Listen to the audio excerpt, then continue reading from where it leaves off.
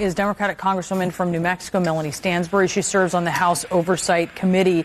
I first, Congresswoman, want to ask you about that handwritten letter signed J. Epstein to Larry Nassar, appearing to make crude references to President Trump in this 2019 message.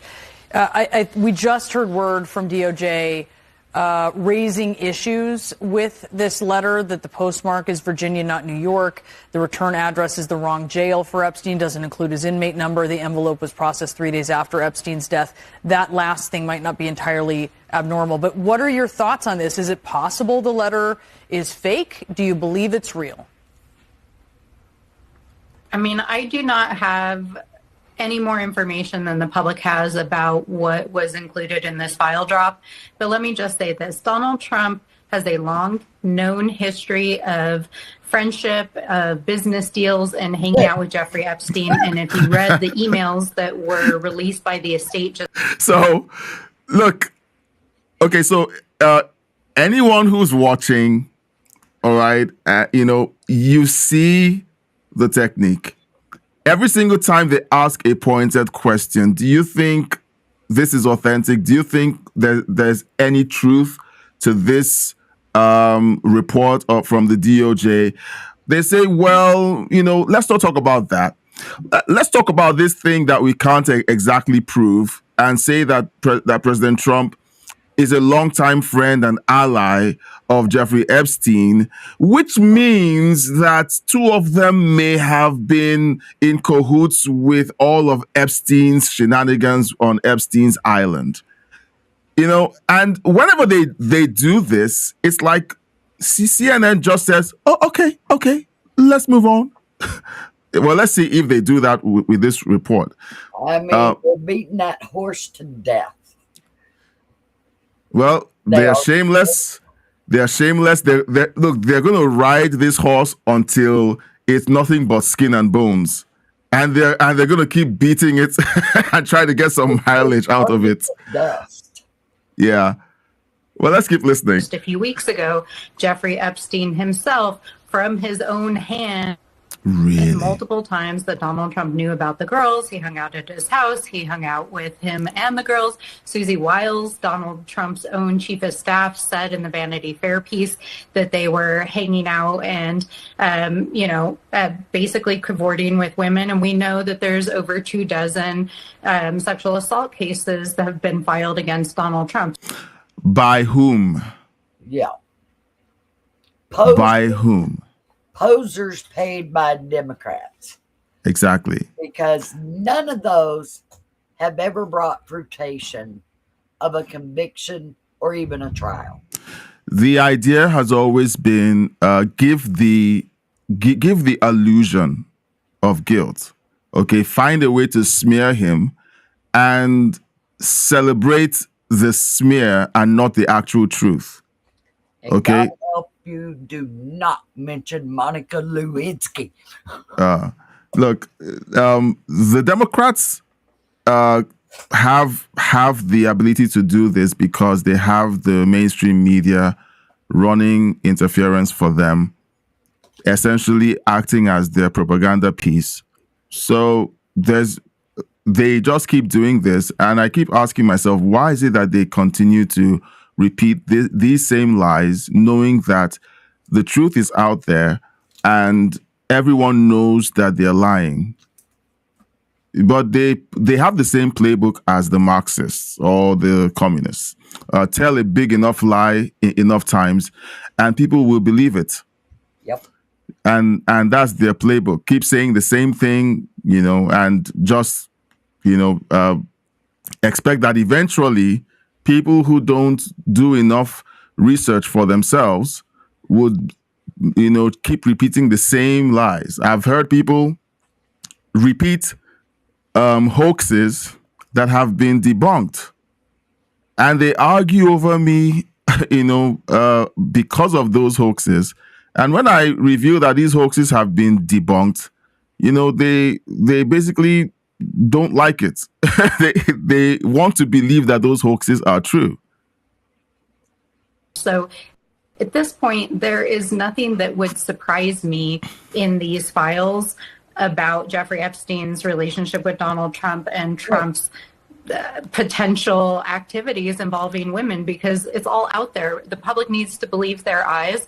And certainly this is why we are asking for the release of these files, whether it's the president, whether it's other public figures, whether it's unknown billionaires and other powerful involved in Jeffrey Epstein's crimes, whether they participated in them or they knowingly covered them up, must be held accountable. So according to another document, this is how we learned this from this document posted today, the FBI actually requested a handwriting analysis of the letter in 2020. So they were making moves to check on this. Is the Oversight Committee doing anything to further investigate the letter, its contents, and the outcome of that handwriting analysis? Well, certainly there were thousands of pages of documents dropped overnight, which I think is should have been released the last Friday. There's just thousands of pages of documents that the Oversight is going through. We will work to authenticate and to look into all evidence, and at this point, certainly there's a small committee looking into each and every document that implicates anyone powerful, whether that's the president or otherwise. Congressman, we are taking hits on your signal, so I'm going to ask you another question and hope that it kind of clears up. But if it doesn't, I'm going to have to try to reestablish your signal there. But hopefully we can let it kind of catch up here. What do you think of this DOJ statement that says some of the documents released contain untrue and sensationalist claims against the president? And, quote, to be clear, the claims are unfounded and false, and if they had a shred of credibility, they certainly would have been weaponized against President Trump already. Bingo. Well, I think obviously the Department of Justice has been complicit in President Trump's cover-up for months. You know, the president threatened members of Congress. He tried to keep these files from being released, and now they're trying to put a spin on it for the president. We will investigate any and all crimes, whether the president or somebody else. But certainly, we're not going to take DOJ word, as they are already part of this crime family that's been breaking the law around this case. Sorry. You see how they're now trying to switch from the Biden crime family to make it the Trump crime family. It's hysterical. President Trump's family didn't take bribes from Burisma. No. Didn't pressure the government of Ukraine to fire a prosecutor who was going after people who essentially were part of the scheme that they were running. Look, the crazy thing about this is that this isn't going to go away. And no matter how much we continue to debunk all of these lies, they're going to continue to reel out people like this on CNN, trying to make it appear that President Trump only had one female connected to this, that they have marched out in front of the cameras to say that we need these files exposed so we can file the lawsuits. She's the only one. Yeah. None of the other girls are coming out and making public statements. Yep. And I would say those girls want this to go away because they were gullible. These weren't minors. Yeah. They were 18 years old. Yeah. Yeah, they were young and stupid, but they thought they were going to have a claim to fame. So they went along with what Epstein dealt them. Yeah. And I mean, you never heard of those girls being locked up in bedrooms. No. Yeah. So let me ask a question to everyone who's watching. All right. If there was evidence that President Trump years ago had sent a message to Epstein soliciting money and trying to get into actual business with Epstein financially, what do you think the Democrats would do if that got out? It would already been out under Biden. Yeah, They but marched but that if out. if they marched it, if it, like if it existed, like what would they do? Would they essentially say this is proof that this person was in bed with Epstein? That would have hit the airways before the presidential election. All right. So here's of course I've covered this before, but I'm going to cover it again because we all heard the report about Hakeem Jeffries. His campaign team and his inner circle were in cahoots with trying to get Jeffrey Epstein to fund his run for Senate. Okay, and let's hear him try to sidestep this accusation. House Oversight Chairman Comer said yesterday on the floor that you had Jeffrey Epstein over for dinner and took money from him back in 2013. This was after he was on the sex offender list. Any comment on that? And will you be holding members accountable regardless of party affiliation if there were any misdeeds related to the Epstein files? Was that a serious question or a serious statement from malignant clown James Comer that I had Jeffrey Epstein over for dinner, that I accepted money from Jeffrey Epstein? What's extraordinary to me about the clown show on the other side of the aisle is that they lie with impunity. Excuse me? Excuse me? This guy sat in Congress and claimed that Democrats weren't giving illegal aliens free health care. Isn't that lying with impunity? That's lying with the underlying agenda. Okay. The Democrats have a record of lying with impunity about everything. Okay. It's hard to believe them when they even tell you what day of the week it is. Affordable Care Act, Russian hoax. Exactly. Go on and on and on. It's just a never-ending story of how many lies can you tell? Yeah.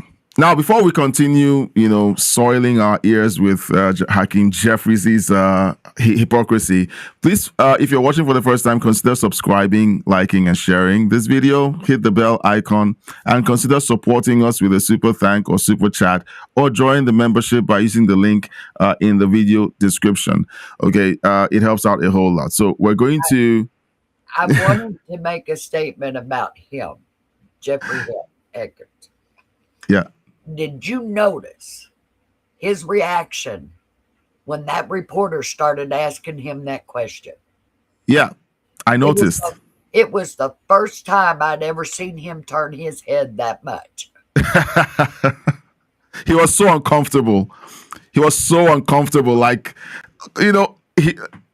okay, so guys, are we overreacting? Okay, are we trying to read something into Hakeem Jeffries' reaction that isn't there? Now, we have some guys in the chat. Okay, so I want to be polite. Okay, Canary King says greetings, as always. Greetings, Canary King.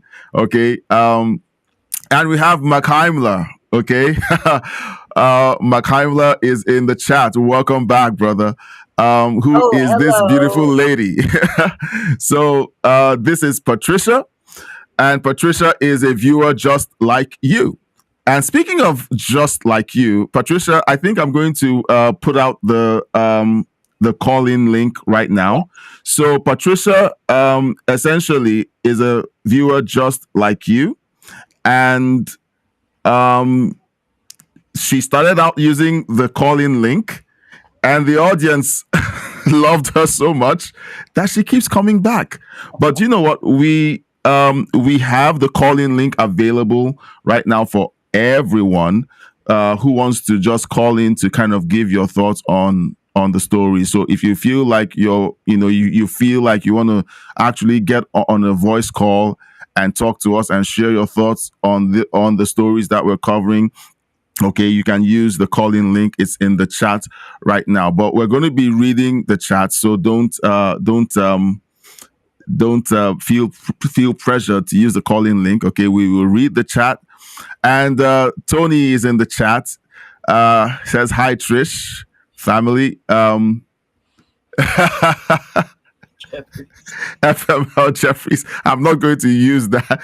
Okay, so Tony, the audience misses you, but Tony is setting up his recording space. So that is why Tony isn't on the panel this evening. So we're waiting on Tony. Awesome. Yeah. So when Tony gets his audio and everything in place, then we're going to have his electric reactions to the story. So let's keep listening to Hakeem Jeffries. Tell us how outraged he is. Off guard. Why is it that these days he resorts to name calling and insults instead of answering the question? So let's just listen. On things that are objectively verifiable. And why do they do that? It's because for months, Republicans have been burying the Jeffrey Epstein files. Not Democrats. Our view continues to be the same. So talk about lying with impunity. You guys had the House, Senate, presidency for 4 years. People had been calling for the Epstein files to be released. Okay. We talked about the Epstein flight logs. Who showed up on the Epstein flight logs? President Clinton. Bill Clinton. Bill Gates. All the top funders of the Democrat Party. And conservatives and Republicans had been calling for those files to be released for years. And you guys are whining about the bottlenecks you guys created in the Senate to keep the files from being released. And then he opens up his answers here about Republicans being the ones lying with impunity. Well, they knew Trump would release those files. Yeah. So they got on board. Well, yeah, we want to see them because Trump's in there. Trump's in there. Trump's in there. And then now that Trump's not in there. Trump's not in the files. There's no pictures of Trump in a pool with two naked ladies. No. But there is Bill Clinton. So now, if you're in the chats, here's what we're going to do tonight, okay? It's the holiday season, and we want you guys to have at it in the chat, okay? If you have angles to this story that we're not covering, or if you have videos or articles that can give this more bandwidth so we can unpack it a bit more, feel free to put it in the chat, okay? We're going to read it. We're going to talk about it because, like I keep saying, this isn't going away. Of all of the things that the Democrats have, this is the one thing that they think gets them some mileage because they have nothing to run on. They have no policy arguments. The only thing they have to run on is Trump bad, Trump Epstein, Trump bad, Trump. That's the only thing. Everything else that Trump is doing has been part of his mandate. The voters voted for it. He's doing exactly what they're asking him to do on immigration, on the economy. He's winning on the economy. Okay, and they know that they're losing on those fronts. And so, what do they want to do? They want to smear him. They want to keep that association with Epstein going and continue to lie with impunity, on mainstream media. And try to make it look like the redacted names are Trump's. Yeah.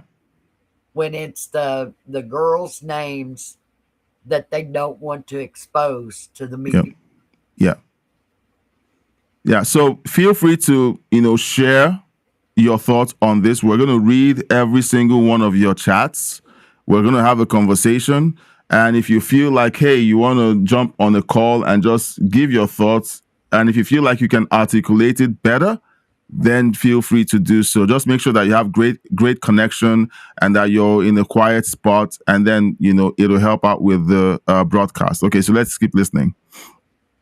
We want to make sure that what the survivors have asked for, which is full and complete transparency in order to bring about accountability, actually happens.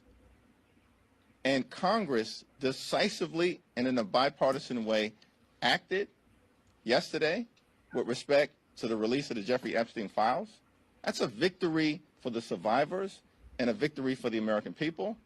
And Donald Trump needs to sign that bill into law expeditiously. Well, he already signed it into law.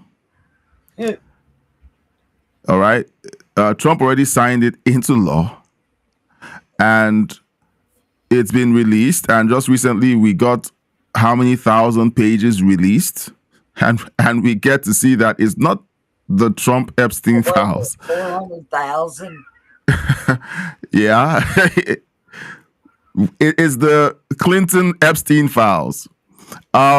So let's listen to what Heimler has to say. Heimler says, I think it was a genuine play by Elon and Trump for Elon to say Trump was in the files. Do you know what? Patricia, have we mentioned on this live stream at any time that we think that Elon and Trump were staging something when they made it look like they had a falling out?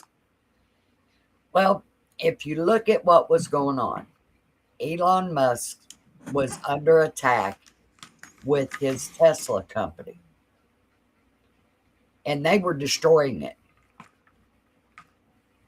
And Elon has SpaceX. Yeah. It's a major thing that they're doing with SpaceX to get the rockets built to go to the moon in order to transport stuff there to make a military base for a jump off to Mars. Now, if they kept going at Elon Musk, it could have interfered with that whole program. Yeah. So I think, and if you remember when Elon Musk took that position, it was well advertised that it was temporary. Yeah. He was supposed to be leaving when he left. Mm-hmm. That was the whole agreement, that he would come, set Doge up, and then he would go back to his work. And when they went after Elon Musk and turned Antifa loose on Teslas, that just, I mean, I could see the workings then that they would say, well, Elon's, going back to work and, this is ended. Because him and Trump are still on speaking terms. Yeah. So that's how I figured that went down. It was a good exit for Elon Musk and to get people to stop attacking Teslas that other people owned. Yeah. That didn't even belong to Elon Musk. It essentially showed the mental illness that has been pushed by mainstream media. It's a mental illness. Anyway, let's keep reading Heimler's comment. It made stupid people stop attacking Tesla cars, just like you just said, and exposed the Democrats as believing whatever the media say. Spot on. Spot on. Trump was on the flight records. He had flown on Epstein's plane at least once or twice. Yeah. I think it was once that Epstein gave him a lift somewhere. But they were the only two on the plane. Yeah. There's no pictures of Trump with a female on Epstein's plane. And Epstein was sure to take pictures all the time. Yeah. Because that was his receipts. So there's no evidence that Trump was on his plane. We have lots of evidence of Clinton being on that plane. there's no evidence. It was the- on the plane to fly to the island, yeah, and he went several times. yeah.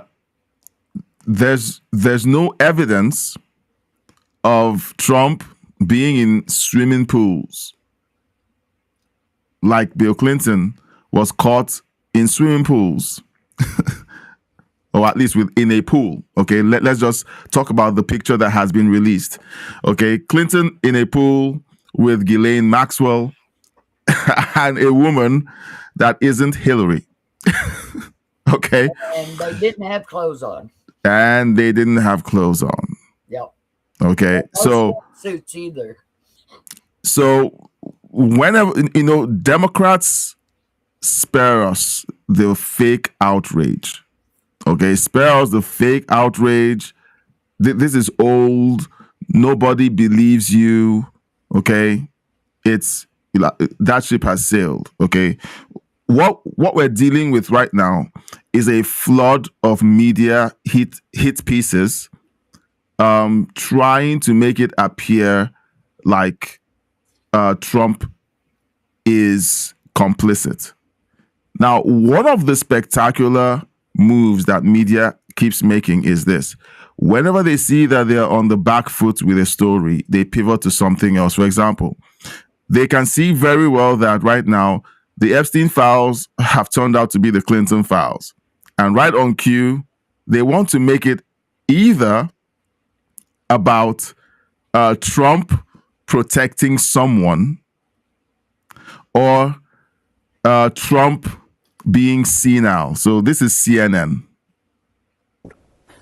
Like, he's extremely old and he is burgeoning on senility, and we can see that. And the fact that we just went through a president who went through that, and Scott and Kristen, this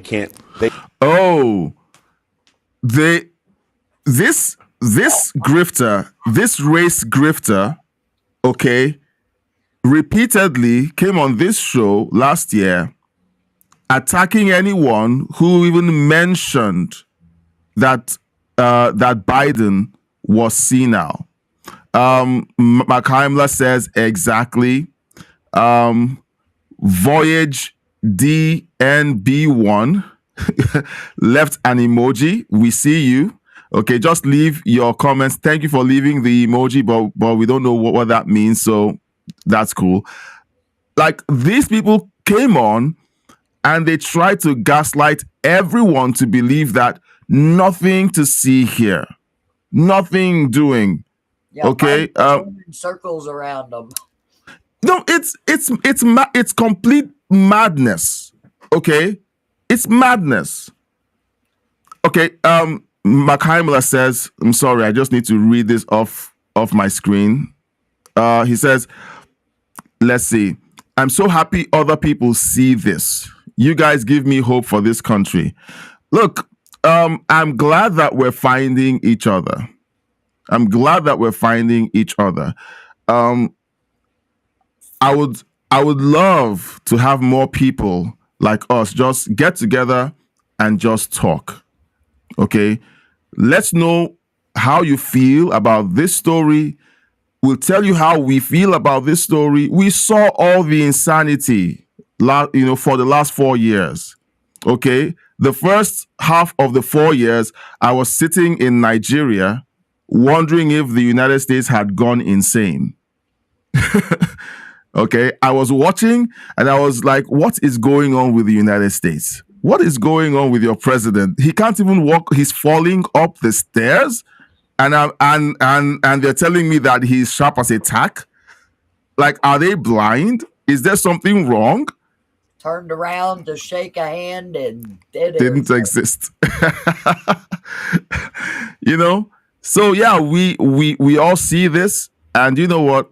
It is my hope that we can all, just get together on this platform and just, hey, say it as it is, call it out, say it as it is.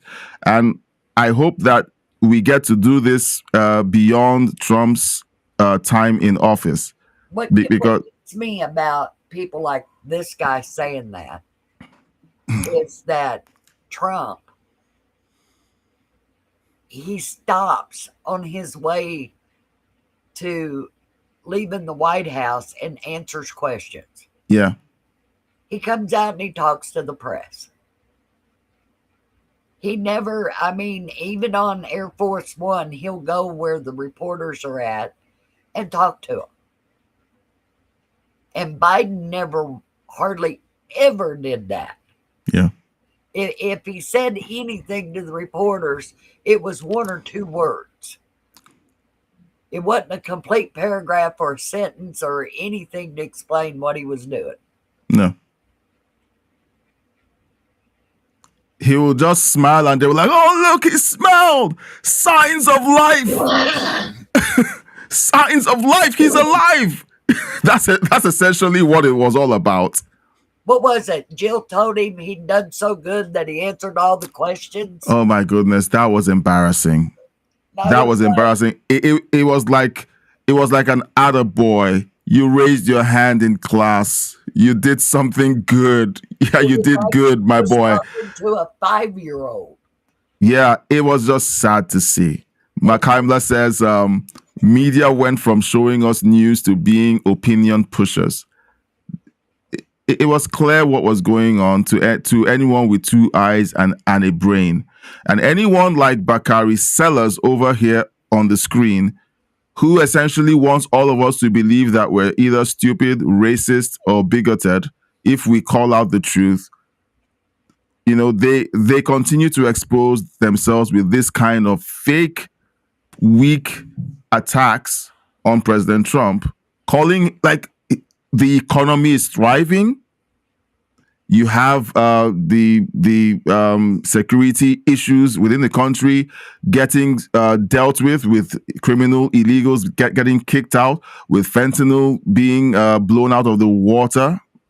The report from last month was that the percentage or the rate of fentanyl overdose had dropped compared to last year, same time last year. So and something's happening. I love a good explosion. Like these are things that are working. And instead of talking about these stories that are good for America, this clown is making up the fact that President Trump is senile. Are you really going to try this today? They are not going to say anything without mentioning Joe Biden. Exactly. Come on, Bakari. But this president is old, and that's what we're seeing. It's not. Yes, the American public saw Joe Biden get old and decrepit in the White House. Well, we didn't see what it for a while. He wasn't. What they're seeing right now is Donald Trump doing the same thing. Let's just admit, let's call it what it is. Absolutely, he is old. I think there are questions about whether he's all there. I think that's a reasonable thing to ask, given what we've seen. But I will say, I think the big difference here politically from 2024, where he would give these rambling speeches that his base loved, is he. This may be your Christmas wish, but it is not a reality. The president is the head of the Republican Party. He's never been stronger among Republicans than he is right now. And he's always had a broad... he's fallen a little bit back with Republicans. Is that why he spent 6 months fighting his party on the Epstein files? You guys have been desperate for 10 years to find the moment where Donald Trump is no longer going to be accepted by the...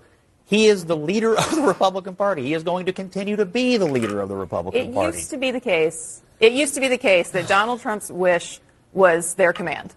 And it is the case that for the last 6 months, for example, they have bucked him on the Epstein files to the point where they are now releasing. Yes, because it's Bill Clinton who's really suffered for the last 6 months in terms of the shattering of his coalition and his inability to govern. Yes, that isn't what Scott is talking about. Okay, she's too stupid to catch it. Yeah, look. Okay, so guys in the chat, what is your opinion on the buffoonery that we see playing out on CNN right here in front of us? They can't answer straight questions. They can't string together reasonable arguments about what they're trying to push. They're trying to say he's senile, but no, he's senile. Oh no, but he's not senile. Okay, then he's pushing. He's resisting releasing the Epstein files. Oh, it's released. It's the Clinton files. Oh well, it's not. They can't even get their story right. All they want to do is let's figure out a way to continue slinging mud and see what sticks. All right, and I think the intelligent people actually have left the Democrat Party. The intelligent people have left the Democrat Party. And the younger people have figured it out, and they're like, you know, they're not going to put up with the BS being preached at them. Yeah, they aren't. Heimler says, sorry about that. Heimler says, Trump has been working his ass off for us. Love him so much. Look, is Trump perfect? He isn't.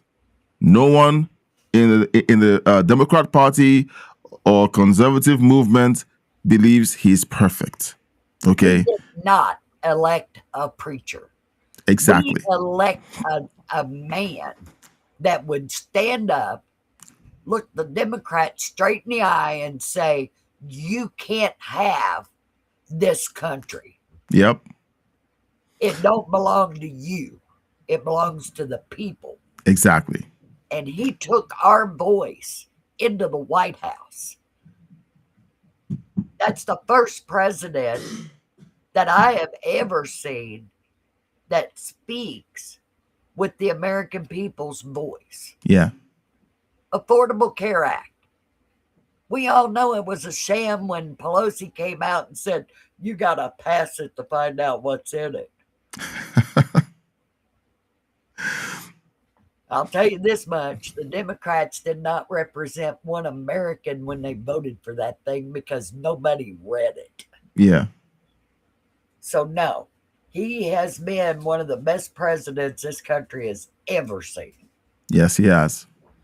He has. And many conservatives, many Republicans wish that there could be a third term, that wasn't something that was written into the Constitution to keep people from being in office indefinitely because they were so popular. Well, but it's fine. One thing that we all need to start thinking about, there's only one Donald Trump. Yeah. And we've got to make sure that the next person that comes up for president in the Republican Party, that we listen to them, pay attention to what they say, ask them the questions, and don't compare them to Trump. Yeah. Because that wouldn't be fair. It wouldn't be fair, and it would be us asking for pretenders. Yes. Okay, because once you begin to do that, it's like what we continue to see with Hakeem Jeffries. It's embarrassing. I don't know how he got all the way up to the Senate.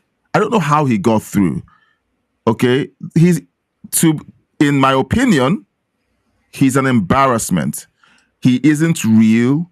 He's a clone of Barack Obama. They were trying to resuscitate a dead movement with Barack Obama. He was schooled to speak in the same cadence as Barack. He was schooled to have the same mannerisms, but he overdoes it. Okay, the guy is an embarrassment. He shouldn't. If he were himself, okay, that's fine. Chuck Schumer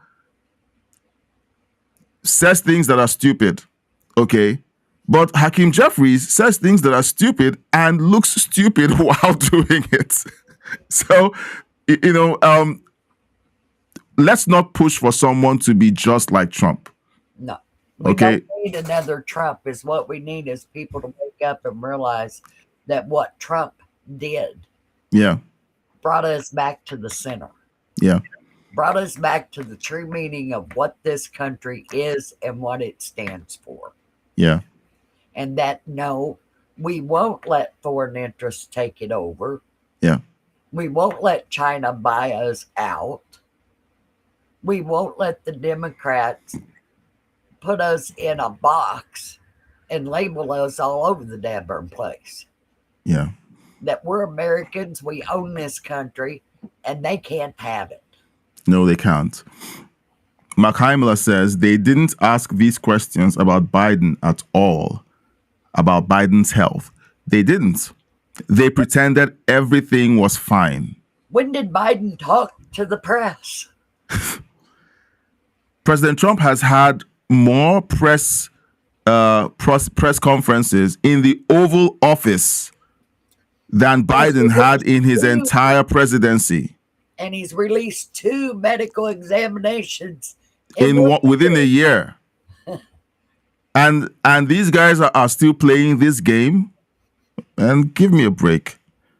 So another hoax that they're well, it's not a hoax. It's just fake outrage. Okay, the economy is doing well.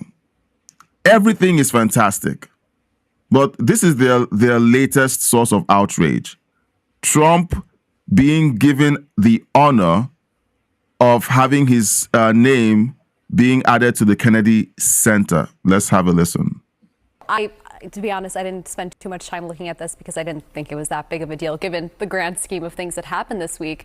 But I personally don't care that much, but I do find it funny, Paul, that you care and that the Kennedys care, because no one in your party cared in 2020 when you guys were changing names of hospitals, parks, schools, streets, everything in the name of George Floyd. In fact, Wikipedia, I'm not a Democrat. Wikipedia has an entire page called List of Name Changes Due to the George Floyd Protests. It is the longest Wikipedia page I've ever seen. So people who are up in arms about name changes now were mostly silent. The second point I'd make, I think it's really disingenuous for the Kennedys and for anyone to sit here and pretend like they care so much about the Kennedy Center, because I don't know how many of you guys have been to the Kennedy Center prior to Donald Trump taking office. I was there in 2023. I was in a VIP box. That should be pretty nice.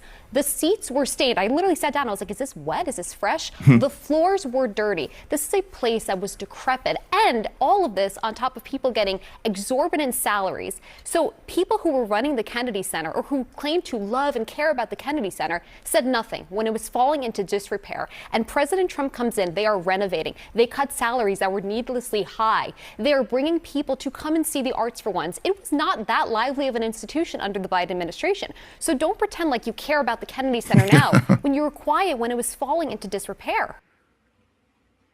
So guys, what do you think about that?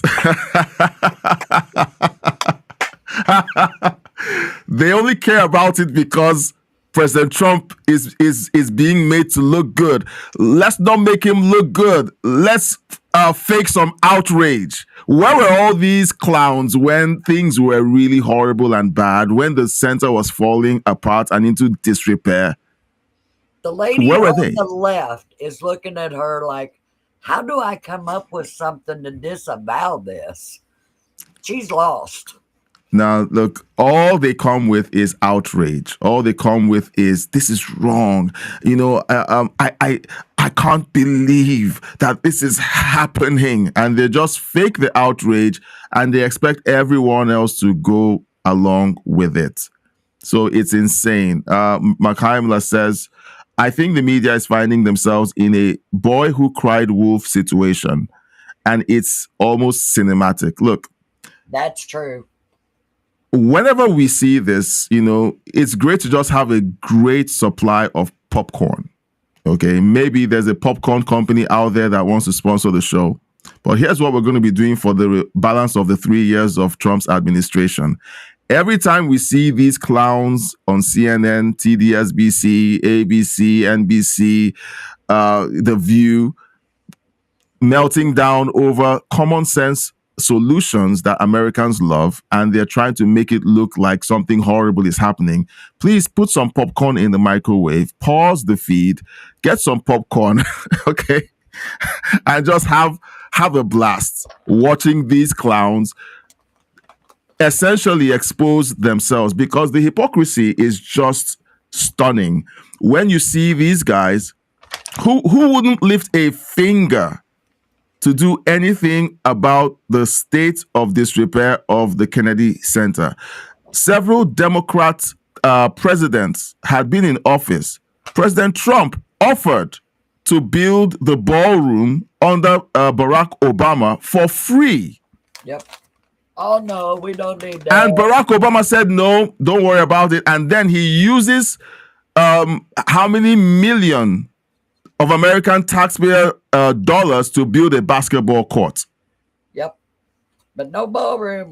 but no ballroom that is meant for the business of the presidency. They kept putting those foreign dignitaries out in those tents. Tents that would flood if it rained. Look, and a tent is a security risk.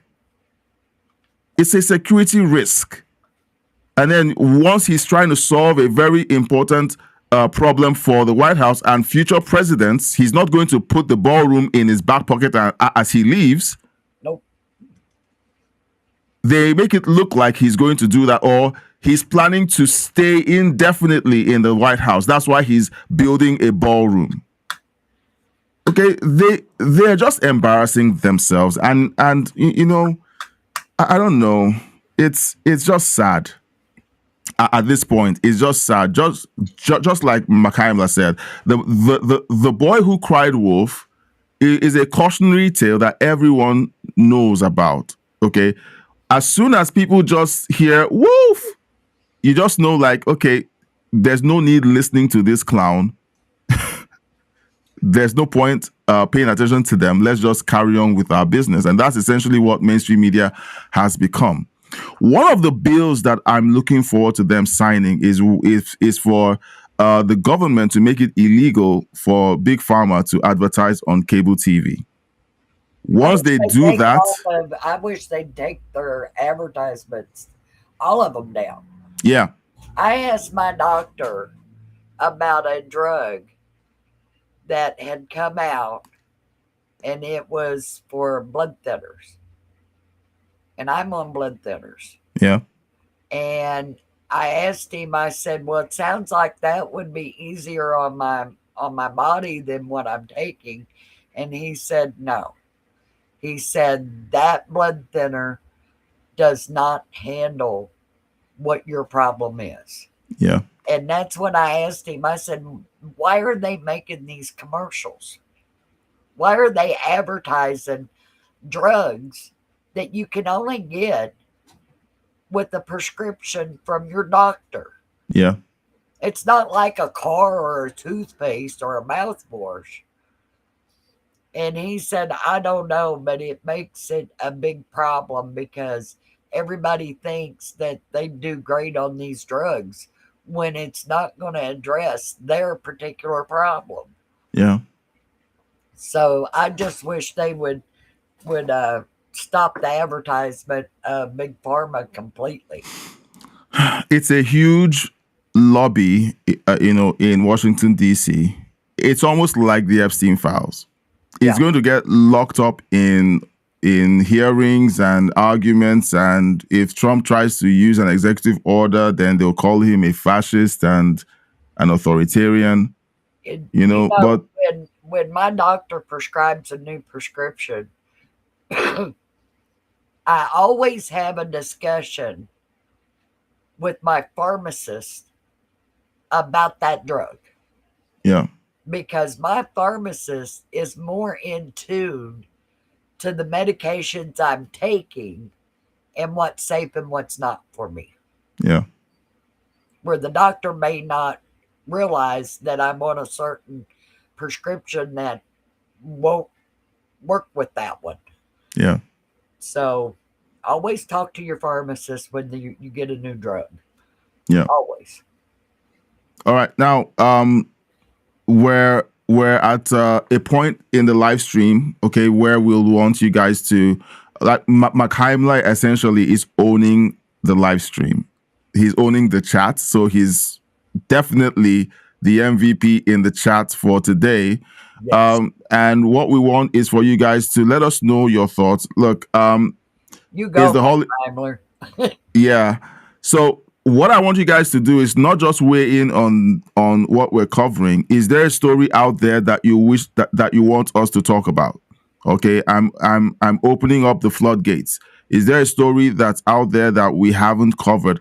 I have tons of stories I could share. Like on the left of my of the camera, there's a screen. On the right, there's a screen, and I keep looking through to find out. Okay, there are many stories to talk about. There's an Epstein survivor who essentially is on the side of the leftists, accusing Trump and his DOJ of wrongdoing and demanding that they resign.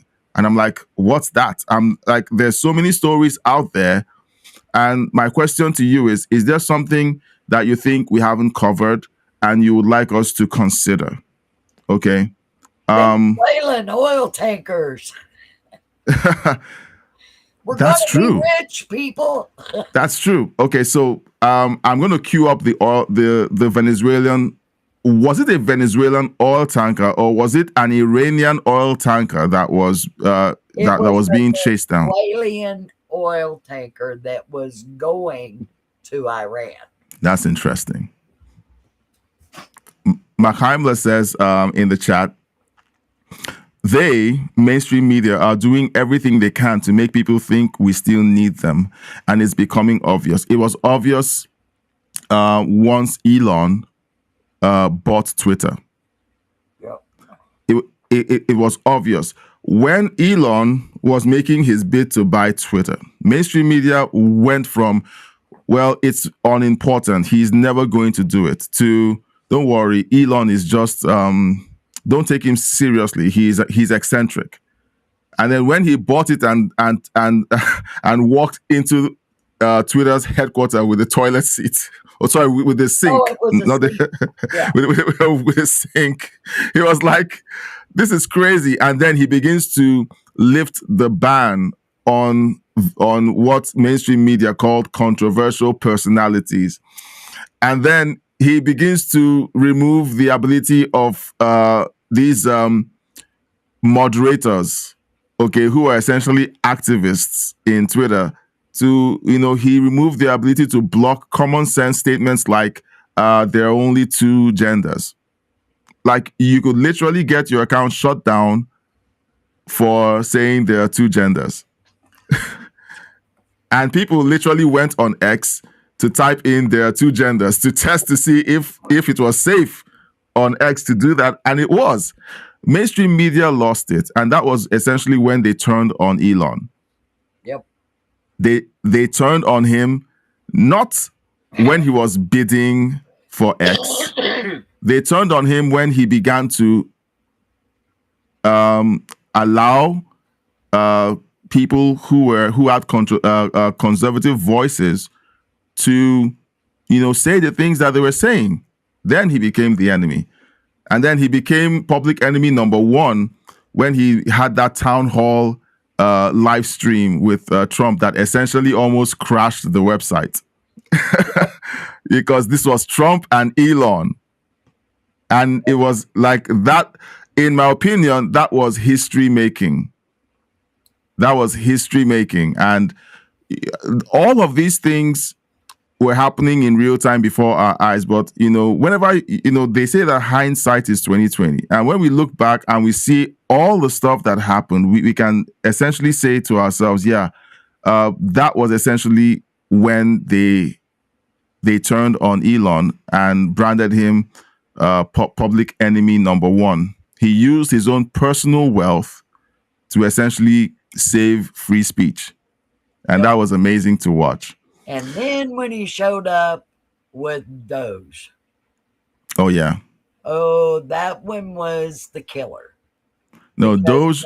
Because the Democrats knew that the back door to their money tree had been not only nailed shut, but there was 3-ton blocks blocking them from ever opening that door again. Oh, my goodness. So the multimillionaires in Congress were weeping because they were losing their money. Something hilarious is happening on the White House Oh, no. X account. And let's see if we can pull this off. Trump has a naughty list. And he's reading it out. Oh, my gosh. I think it's AI, okay? This is funny, and I want to share this with you guys. So let's see if this works. Oh, this is hilarious. Let's see. This is hilarious. Hold on. I'm telling you guys, like, I'm watching all these feeds. I hope my I hope my laptop can take it. I hope it can. Oh, please let it. Or else I'm going to have to go on X. So is it on? Oh, geez. Come on. Let's see. Going to.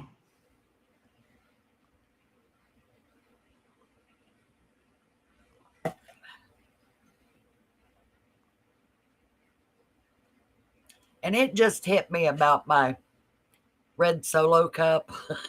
Oh. It's got water in it. We're ripping the kitchen apart. It's getting a new cabinets and sink. Okay. So I have reverted to becoming a contributor to climate change by using plastic and styrofoam for my food and water consumption. Yes, I want climate change to happen. And palm trees, and I want them back. During the dinosaur era, by the way. Yeah. All right. Oh, here we go.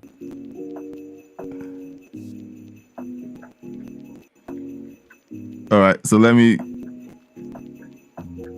let's see what's on his. So this is playing on a loop. And let's see who's on his naughty list. Criminal illegal aliens. Oh my goodness. I bet Maduro is on it.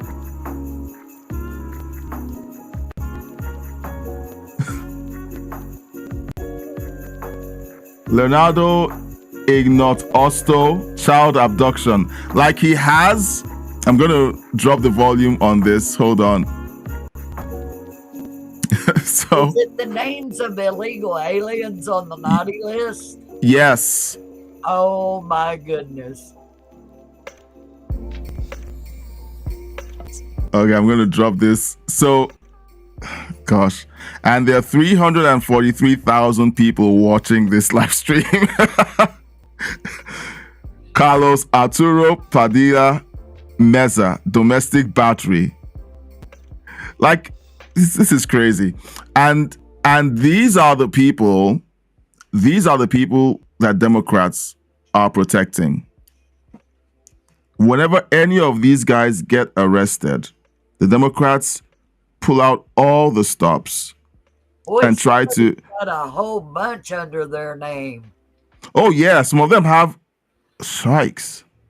Oh, Mario Perez Roque has assault, carrying prohibited weapon, aggravated assault, non-family, strong arm, kidnap adult to sex. Oh my gosh. That's like, these are the people that Democrats defend. All right. I am waiting for these protesters to end up at an ICE operation that goes really bad with gunfire from the people they're trying to collect. Well, we both know how that will play out. Okay. They'll basically claim that it was ICE that caused the tragedy. Just like they claim that the National Guardsman who got shot in the head was Trump's fault. Yeah. They couldn't say that it was the fault of the National Guard because that's bad for optics. Okay. And Lord forbid that you say Islamic terrorist. You know, these guys are just crazy. All right, so that is President Trump showing us the naughty list. And you know what? We are going to enjoy this presidency. Okay, we're just going to enjoy it. And you know what? I want to say something to you, everyone out there.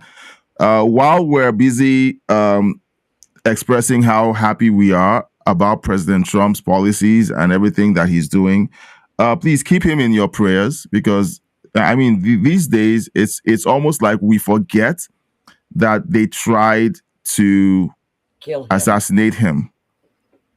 And we still have people who are actively calling for his assassination.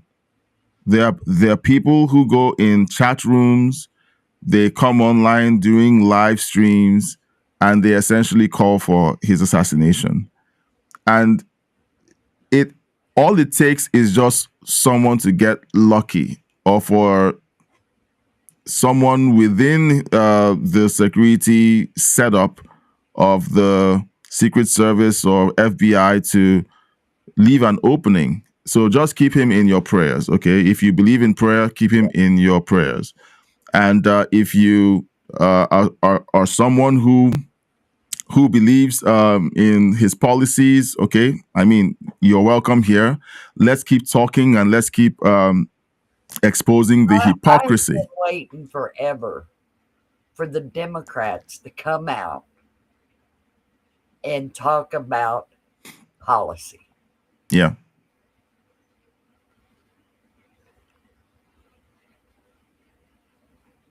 And they don't have anything on policy. All they talk about is Trump bad, hates Trump. He's and they just, it's tiring. But you know what? They're counting on us to get tired, to just give up and say, look, nothing is changing. Let's just give up and go about our business while they continue wrecking the world. Okay. Mackheimler says Elon is going to be the world's first trillionaire. I believe it. I saw a report, and maybe you haven't seen it. The Department of Defense is essentially contracting AI. Is contracting Grok AI to be the AI backbone of the U.S. military apparatus. All right. So that essentially has become a government defense contract for Elon. I haven't seen too many people losing their minds online yet because they're too busy chasing the Epstein files. So maybe later, when it becomes real and it becomes something in the zeitgeist, maybe they'll realize, hang on, they just handed Elon all of this power over the military. So that will be how it will be framed. Now, with you hearing this, did you hear about this happening today or before today? And what do you think about this happening? There are people in my audience who don't entirely trust Elon. Okay, so it does. And look, I wouldn't entirely trust anyone. Okay, so but I think I would rather have Elon be the one powering the U.S. military than Sam Altman. That's my opinion. Okay. After he caught a rocket midair, yeah. Rock should be in the military. He caught a rocket in the air with chopsticks. Essentially, what's the version at scale of chopsticks? Okay, That's still. I mean, every time I watch it, my mouth hangs open. Yeah, I just realized. Really? Yeah. Somebody finally did that. Yep, and it happened to be Elon. Yep. You know. Okay, so. Sorry. Let me put that up again. Elon is going to be the world's first trillionaire. I'm all for it. The guy is amazing. Deserves every penny, in my opinion. Look, we agree. I agree with you. And look, if somebody does the work, has paid the price for his success, and no matter how we slice it, okay, Elon has paid the price for his success. His family is paying the price for his success. Sometimes I look at people like Donald Trump who have been able to raise their kids right and still be successful in business. And I ask myself, how is it possible for him to be able to achieve that? But again, his marriages have suffered while he was doing that. But at least he made sure that his kids were well taken care of and well raised. There's always a price to pay for success. Elon is paying the price right now. You can always tell the character of a man by how his grandchildren approach him. Yeah. And if you watch Trump with his grandkids, there you have it. Yeah. Right now, that is one of the most truest tests for somebody to look at somebody and say, are they for real? Yeah. Because kids will show it no matter what. Yeah. So for those of you who are watching, okay, please, we would like you to help us out by sharing the link to this live stream or our videos. Now, this is not a segue, but this is just an interlude. We are experiencing what I would say is something that we suspect to be shadow banning because we don't get the right amount of attention for our videos. And trust me, we're doing our due diligence to make sure that the thumbnails and titles and everything else that we try to do is being done right. We work hard on those, but somehow we feel like there's this restriction to our content. And people have said in the comments and in the chat that it turns out that social media platforms and streaming platforms like this one tend to restrict the reach of conservative voices. And if you've watched long enough, you know that this is a conservative channel. So what we need is for you, if you believe in what we're doing, you trust us, and you enjoy our content, we need you to be I would use the term our evangelists. We will need you to help us spread the word, share the videos, invite people to watch the live streams. During the last live stream we had people who joined during the live stream because a friend of theirs who was watching invited them. I think we're just going to have to do some guerrilla marketing with the live stream, and we're going to have to depend on you to help us do that.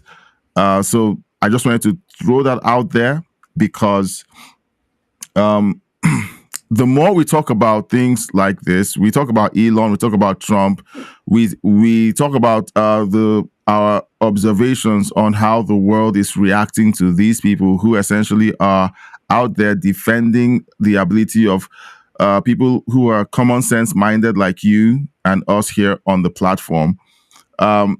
We talk about all of that, but you know what? There's only so much that an Elon can do, a Trump can do.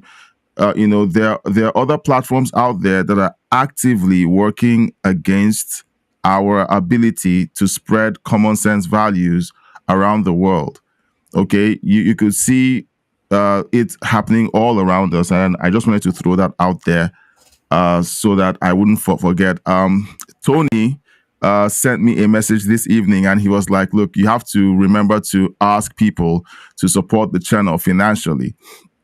And I'm like, I struggle to do that, but I have to learn how to do that. Okay, so I'm going to also ask that if you can join the membership. I think the membership will be for starters an easier way to support the channel. Okay, just do a monthly subscription to the membership, and then you support the channel monthly with a fixed transaction. Okay, the lowest membership plan is about $10, and every month it automatically charges you, and you make the payment. It supports us. It helps us to do this, and honestly, this is now a full-time job. That I have to do because that's the only thing that I can do. Excuse me. So. In honor of what Tony asked me to keep doing. I'm going to start doing it regularly and routinely, and I hope that you understand. It's not me trying to say that, I'm not begging for money, but essentially everything costs money. And for us to be able to run this channel in a way that gets better and better, you guys enjoy the content and the engagement. We want it to get better and better. And in order to do that, it's going to require funds. Right now, I am producing the live stream while organizing the stories, while doing all of this. A time should come soon when I can actually afford to have a producer who can produce the live stream and help us organize things. I should be able to pay a researcher who helps us to get the best stories out there, because there's tons of things happening every day. And sometimes I miss things that we could actually be discussing that would be great for the audience. And one more thing, feel free to send in your ideas and your suggestions, even while the live stream is going on. You can put it in the chat and we can dive into those stories if they are really connected and if it's exciting for everyone who's watching. So I just wanted to put that out there before I forget. McHeimler, again, in the chat says, yes, it's disgusting. The same people complain. Let's see. Again, McHeimler in the chat. Let's see. Okay, yeah, the same people complain about Trump saying Rob Reiner, the Rob Reiner guy had TDS. Yeah, we talked about it a couple of live streams back. Democrats have essentially decided to become actors. They are not really offended about the fact that Trump told the truth about Rob Reiner. Rob Reiner did say the things that Trump said he said. He did behave the way Trump said he behaved. So where's the lie and why the outrage?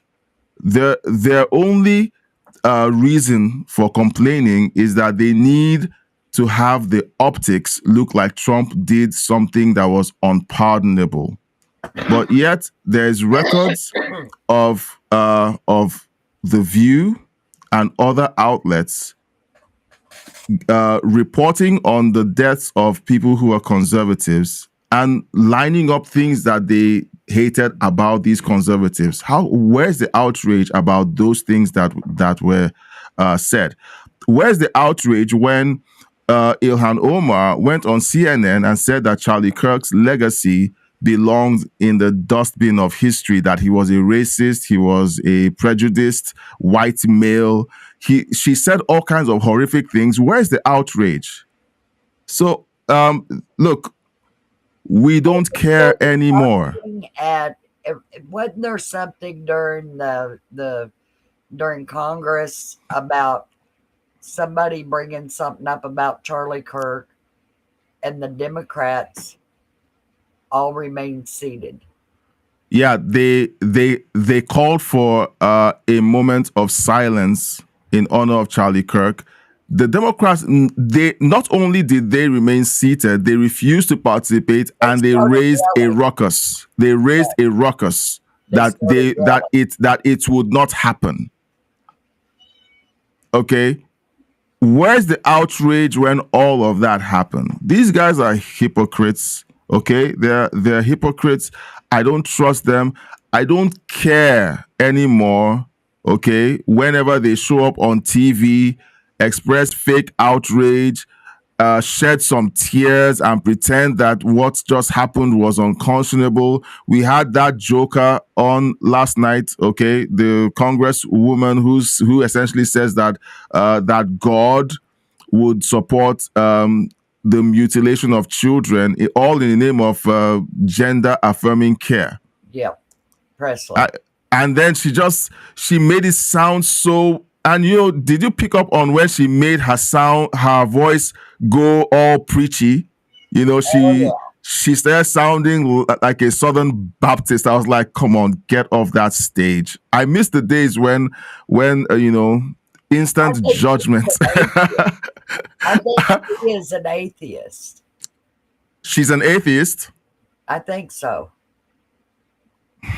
Oh, so she's an atheist, and then she says that that the Jesus she knows would never prevent a child from receiving gender affirming care. Yeah, like God made a mistake. Yeah, right. Oh, jeez. Anywho, Mark Heimler says, if you believe in the American dream, Elon's enemies are our enemies, and that is the truth. That is the truth. That is true. They want you to eat the bugs. You will own nothing and be happy.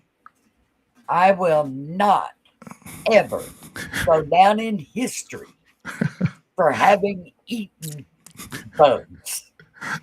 No. It's so nutritious. You don't know what you're missing. No. You know, if I was out in the woods starving, I would run a rabbit down and choke it and use a rock to skin it and cook its meat over an open flame before I ate a bug. Yes. Yeah. Makheimla says, word of mouth, I'm ascended. Thank you so much, Makheimla, for being supportive. What I'm asking for you guys to do is highly people who YouTube consultants advise against this kind of promotion, because the whole idea of YouTube is that the algorithm will push your video to the right people. But no one ever talks about the question, what if the algorithm is fighting against you? Many people who serve as YouTube consultants essentially do great when they're advising YouTubers who are in the entertainment space, like the Mr. Beasts and other people who essentially create content that is fluff, where people just watch to be entertained and turn their brains off. But when you step into this arena where people actually need to have a real conversation about what's going on in the world and pick up on the controversial topics, Google essentially is set against these kinds of topics. So I'll tell you what happened with me last week. So I spoke with Pat this afternoon, and I tried to describe to her how I used to set up my live streams. I would pick up some stories from X, and I'll say, okay, these are the stories that I want to work on X. Then I would take those stories and put them into ChatGPT and say to ChatGPT, which of these stories work well together? Show me the right stories. I might have a collection of 12 to 20 stories. ChatGPT would give me a collection of maybe 4 to 6 stories that would work well in sequence, and then offer that to me. Then I would use that to prepare my outline for the live stream. That was what I did for several months. Do you know that, okay, so my subscription on ChatGPT expired and I didn't want to renew it because I was moving back over to Grok AI. I decided that I wanted to try to work on the same thing using Grok and maybe see if it worked with Gemini, with Google Gemini. Remember, Google Gemini is now responsible for organizing and managing YouTube. Yeah. I put the same topics into Gemini, and Gemini says to me, I'm not allowed to give you any feedback on any polarizing topics. It refused to give me any feedback. Okay, if it's not giving feedback, then it's not allowing notifications and posting and people's home pages of what they're interested in. If that is what Gemini does, when all I want is tell me what stories work well. Hold on, my kid. Yes, really. No, you can't have popcorn. It's late. It's late, okay? You need to go to bed. No popcorn till tomorrow, okay? You can have popcorn tomorrow. All right? No, you can't have popcorn tonight. Where's Marcus? All right, go to Marcus. Okay, please shut the door. I'm still live. Please shut the door. Thank you. Sorry about that, guys. I am still a dad. So, where was I? Yeah. So the same software, okay, that won't even give me suggestions about what stories work well together. Telling me that it can't give me any suggestions because it's not going to it's not allowed to engage in political polarization.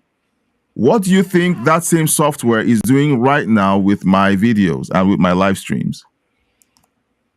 Alexa does that.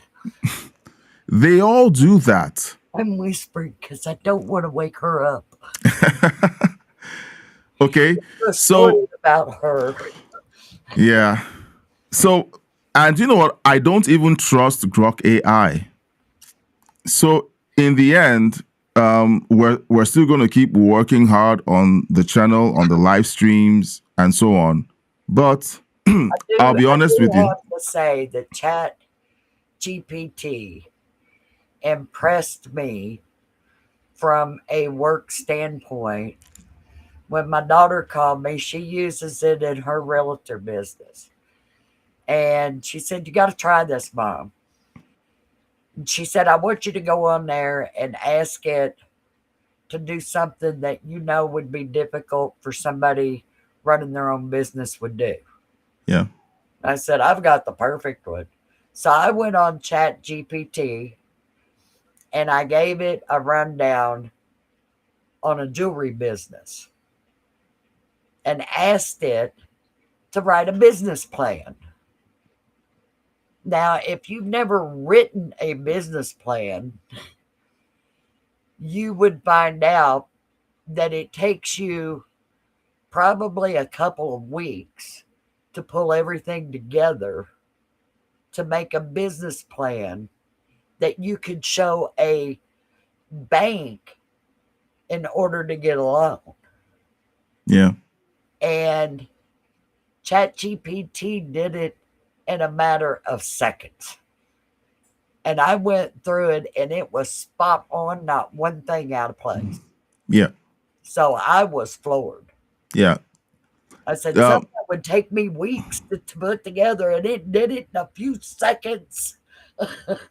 ChatGPT is amazing when you use it as a tool for that. And I used it for months to help organize my live stream outlines. So it works great. So why is it that Gemini, even the paid version, won't even do that for you? And now Gemini is in charge of all this. Well, it's programmed by a human being. Yep. AI is not artificial intelligence yet. Yeah. It's not thinking on its own. What most people don't understand about AI right now is that it's very fast at going through multiple things on the web and pulling together the information that's out there on the web to present to you. Yeah. And that's where you can get in trouble with AI. Yeah. Especially if you don't know what you're talking about. Yeah. And no, it's not a good friend. No, it's not. It's not. It's and these kids that are using it for friendship things. Just, I mean, I'm like, where are their parents? Well, You know, what they do, buy nothing but robots for their kids while they were growing up yeah. and say, here's your new friend. Talk to You, them. there are many parents that believed what they watched on Star Trek growing up, that computers are just great, and in the future they're going to be amazing like data, and they're just going to be great, like their kids have to have a head start because that's where the future is going, and many of them don't understand how this works. So I like never for could understand why Star Trek only had one data. yeah, There was only yeah, one. yeah, There wasn't a whole bunch of them. yeah, yeah, So that amazed me. You just got one? yeah, just one. Just one? Yeah, so we have one report on the economy that's coming up. But Mike Heimler left a comment, and I'm going to say something about this, okay? He says, does the lovely lady also have a channel I can follow? And so Mike Heimler and everyone else out there listening, one of the jobs that I have here is not just to, have run commentary and talk with you guys about news, politics, and culture, but it's my job to also encourage every one of you to create your own channels or your own podcasts. I am slowly working Patricia into setting up her own channel or podcast. So don't worry, it's coming. And when it comes online, you're going to hear about it here first. You heard You ain't earlier. gonna believe what I like. That'll probably be my opening thing and be, y'all ain't gonna believe what I heard today. So you're gonna hear about it here first. We're gonna help to promote her channel as well. So once she starts her channel, you're gonna hear about it, and you're gonna, of course, we believe that you love her so much by then that you're gonna just go straight up there and subscribe to her channel. We have a show on Friday nights, and Friday night is Boxing Day night, so we're going to be going live on that night to talk about ancient civilizations, aliens, fringe technology that people are hiding, alien crafts that have been discovered and no one is talking about. That's the kind of stuff we talk about on Friday nights, and I hope that and most of the talking comes from her because she's been researching this for decades. So we're going to be talking about that, and I'm sure that you're going to enjoy that because last Friday was amazing. We had fun, and we're going to continue having those kinds of conversations. Let's see, and Makhaimala also says, yes, I won't use AI as a body ever. Okay, no, it's a working tool. It's good to sound your ideals out on and to get feedback. They do a wonderful thing on how to advertise a channel or a business, and it's really good for that as long as you use it as a tool.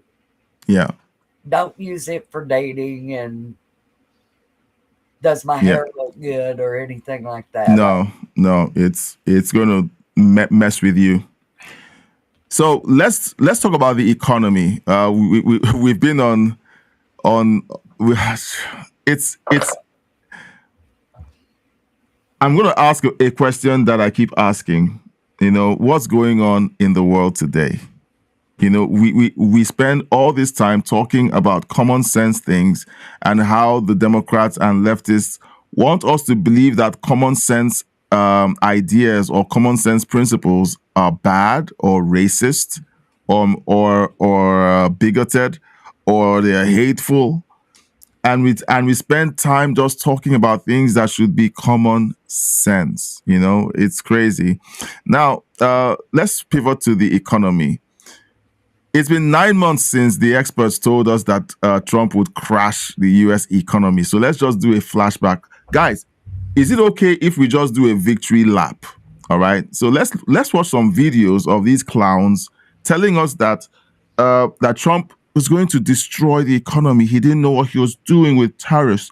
That the day he signed the order to essentially begin to impose tariffs on all of these countries, that it was recession day. So let's listen to Hakeem Jeffries just speak through his. Let's listen to him. I have to keep holding back from saying something, bad that would be out of place, but Hakeem Jeffries. Under his reckless leadership is that costs aren't going down in America. They're going up. Inflation is going up. The stock market is going down. Consumer confidence is going down. And the retirement security of the American people is going down. This is not Liberation Day in America. It's Recession Day. Because Donald Trump's reckless policies are driving us toward a painful recession. Yeah, so out of room. Look, how many times? What was that? April? That was April 3rd. He'd been in office 3 months.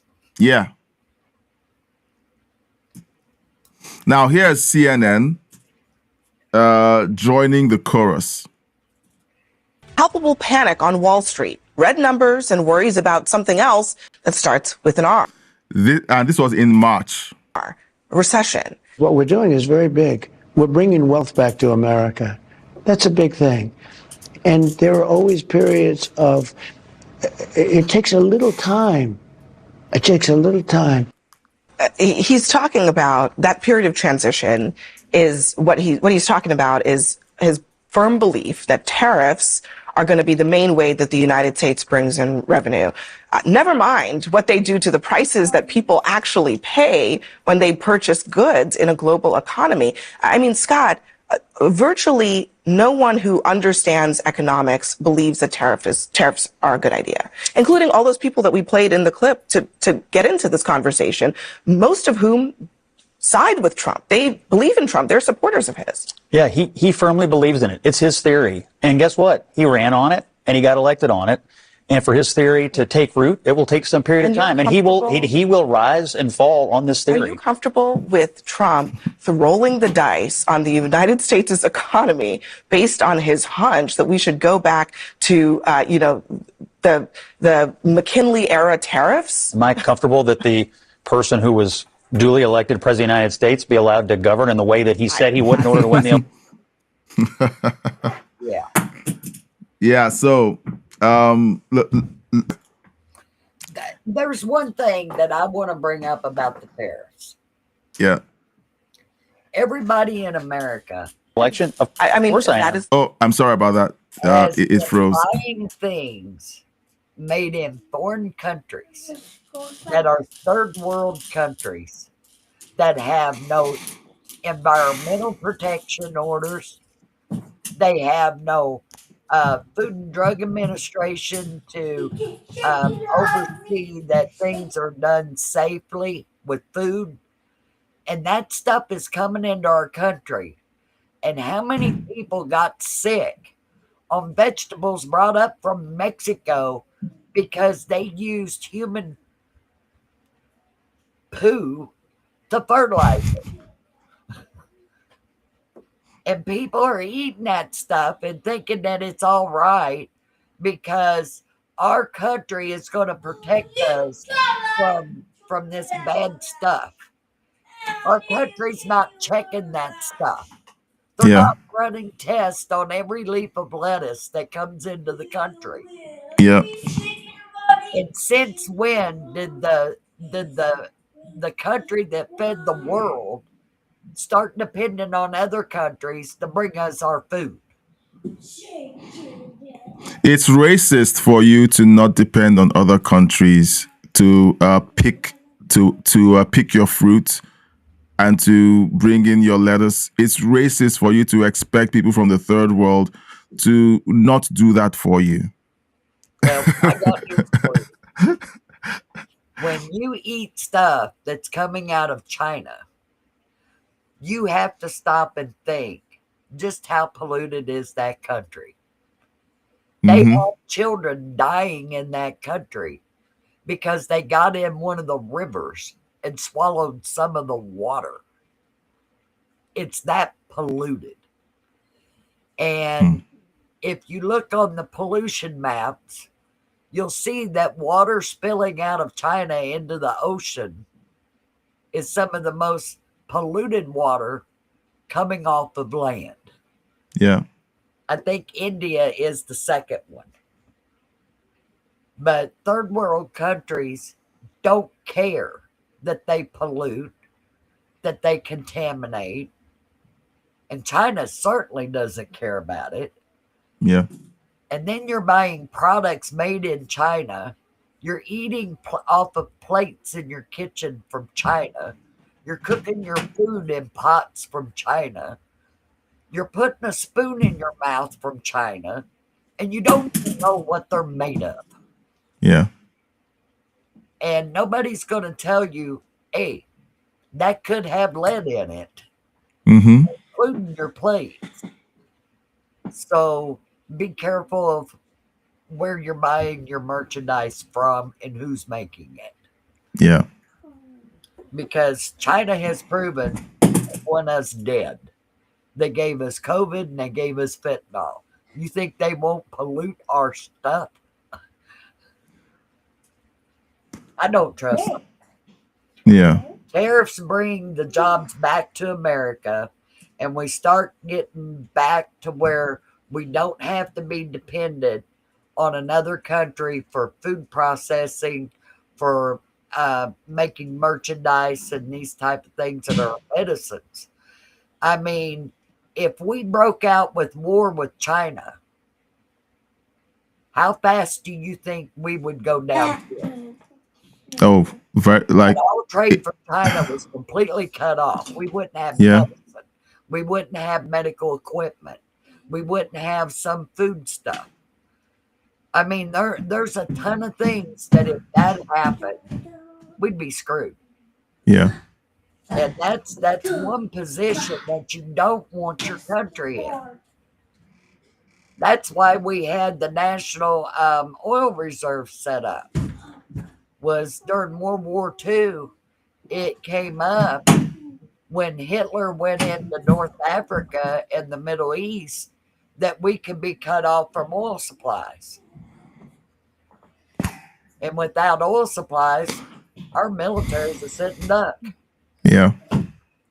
So, yeah, we need to be self-independent and self-supportive in our own country. Yeah. Well, let's listen to Liz Warren give us her wisdom, her infinite wisdom, and then we'll basically wrap up this conversation around. Comes in and basically starts the dumbest trade war in the history of this country. This is going to be about potentially millions of people losing their jobs. It's going to be about millions of people losing their savings, many of people losing their retirement security, and at the same time taking on even higher costs for everything they buy. So that's going to push us in potentially to foreclosures or people being pushed out of their apartments. You know, I remember this from 2008 and how long it took us to dig our way out.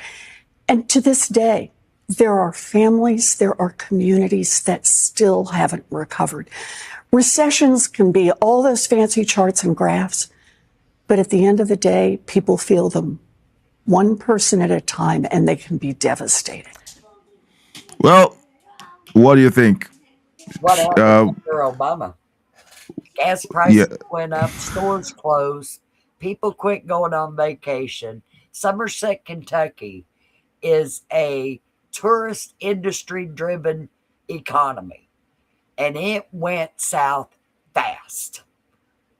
People didn't come down to go to get on Lake Cumberland because they couldn't afford the gas money to get here. And once they got here, they couldn't afford gas to put in a boat to run up and down the lake. And it just about broke the back of Somerset, Kentucky.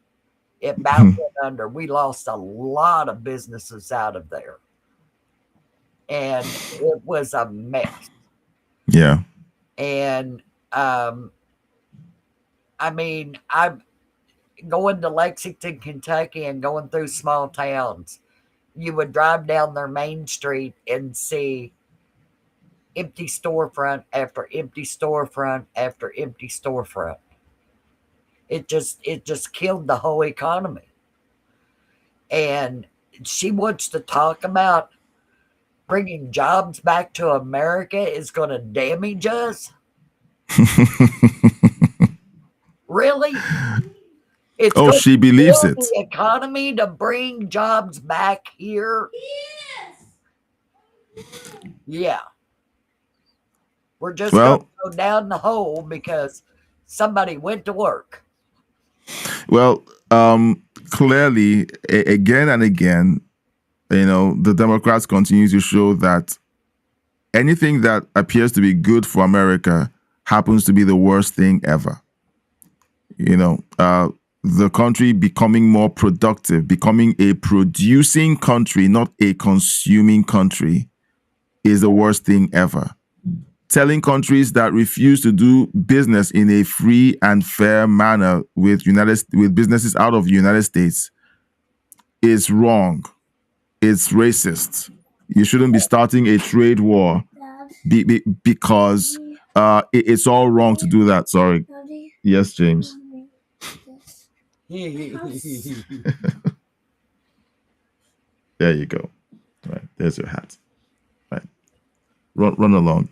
There is a country that is a prime example of what happens when you depend on things from other countries. Yes. Oh, my country is prime example. Kuwait was one that shocked the whole entire world. They didn't have their own military. Yep. The people who work in Kuwait are not Kuwaitis, because the people of Kuwait all get a dividend from the oil that they produce there, but the oil is produced by other countries' companies. And when Hussein marched in there, bam, he had that country. Yeah. He took over the whole entire thing in just a heartbeat. And look what it took to get him out of that country. And that was a lesson to all of us that, yes, you need to be a sovereign nation. You need to be self-supporting. You need to have things in place to take care of your own people, because if you don't, somebody else will march in and do it for you.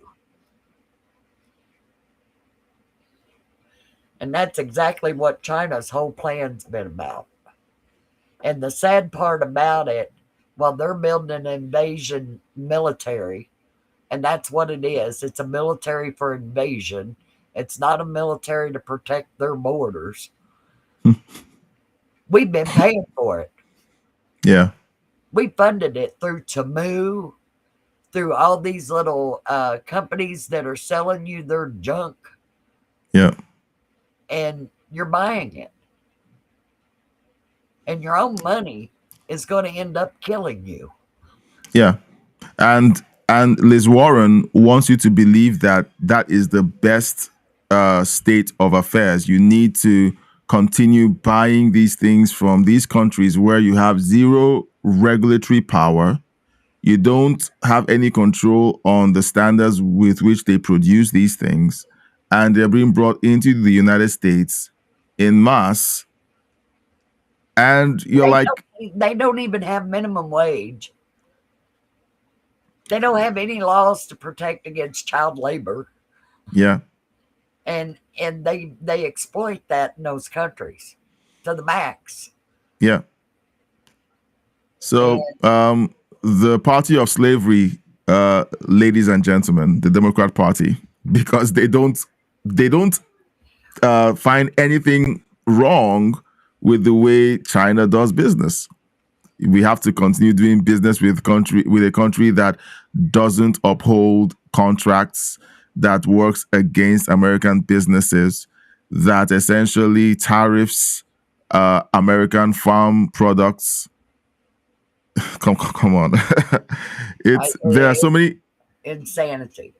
Yeah, and she to it at all.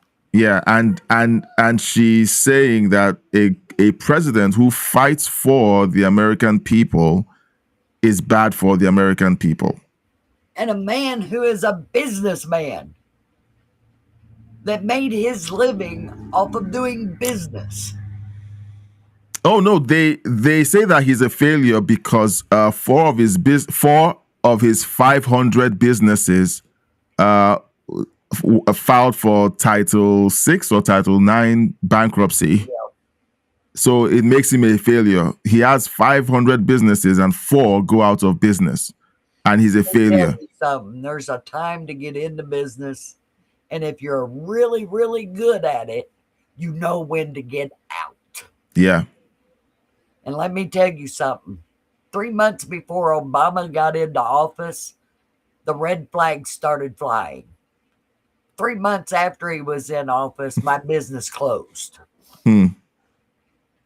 Because you can't substantiate a business that you're paying out of your own savings to keep it going. Because somebody raised the gas prices. That's true. Because they were trying to save the environment. Yeah, and people here were driving from this area for an hour to go to work. And a lot of those people quit their jobs because they couldn't afford to continue to drive to work. So unemployment rates went up, businesses closed, the whole country was going down the tubes. And then walks Trump and turns it around that fast. Yeah. And people forget that. They forget about those bad times. You don't want to remember the bad stuff. Well, the Democrats don't want you to remember that Trump actually changed things, and that's why they're saying he's senile, he's in the Epstein files. Now he's not in the Epstein files. He's protecting people who are in the Epstein files. I wonder where they're going to go with that one next when they find out, nope, the only ones that he can protect that's in the Epstein files is Bill Clinton. I saw, now I'm going to look for a video that I found today, and I hope I bookmarked it on X. Now, before I jump into that, Makhaimla has comments that I haven't read. He says, as soon as your channel goes live, he's subscribing to your channel. Okay, so you have a fan, and he is definitely going to be subscribing to your channel. Okay. Now, before I read his next comment, okay, you and I have given our reactions to the stupid takes that the Democrats have put out there. It has been immortalized by the internet. I am glad that we're going to continue to refer to their insanity and remind them that they said things that never panned out. Here's the economists actually giving the score on the economy for Q3. GDP, second time around the block, delayed. Third quarter numbers, we're looking for 3.3. Zoom, 4.3%.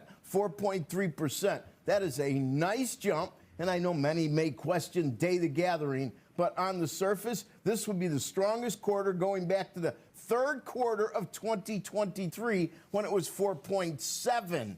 This is strong. 3.5 on consumption blows away the 2.7 we were expecting. That would be the best since the last quarter of 24. On the price index, here's some not good news. 3.8% on the price index. That's much higher than 2.7 we were looking for.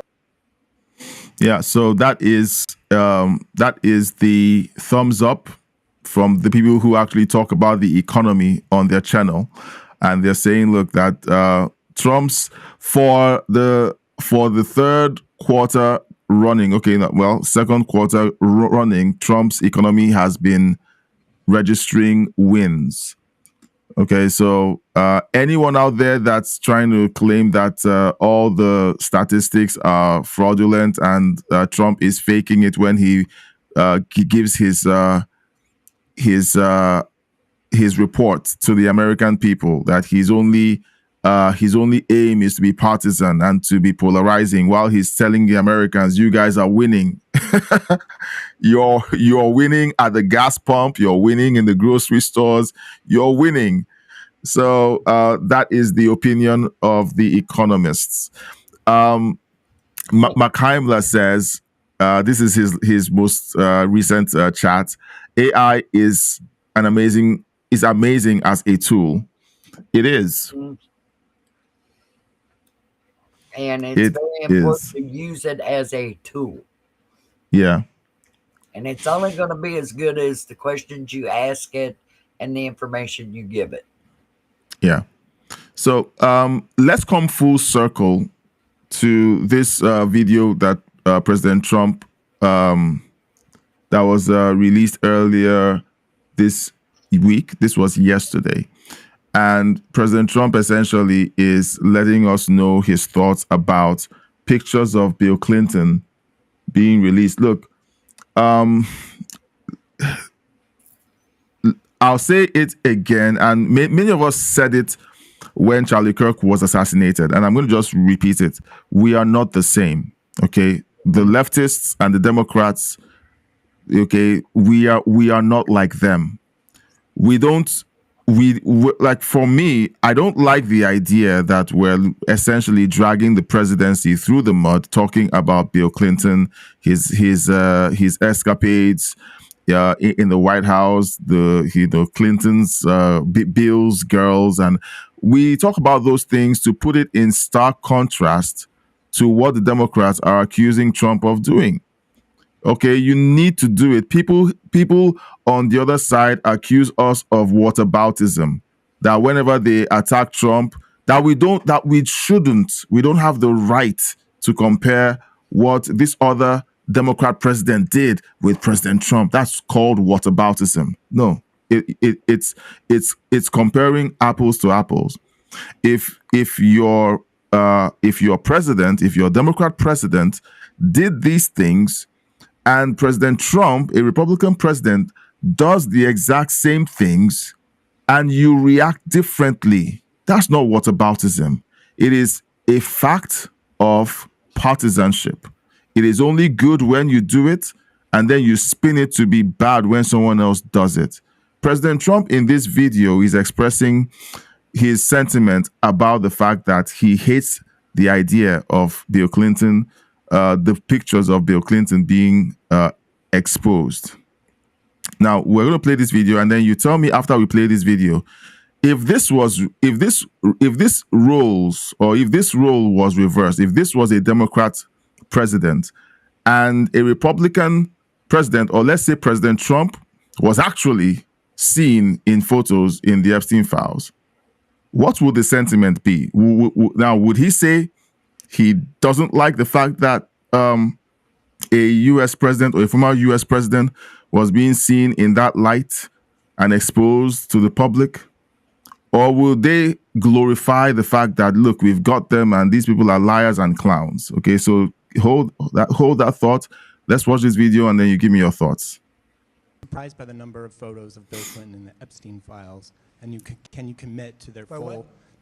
And were you surprised by the number of photos of Bill Clinton in the Epstein files, and can you commit to their full release by the end of the year? Some of the victims were protesting that too many of them were redacted. I know there are a lot of people that are angry about all of the pictures of other people, but I think it's terrible. Look, I like Bill Clinton. I've always gotten along with Bill Clinton. I've been nice to him. He's been nice to me. We've always gotten along. Respect him.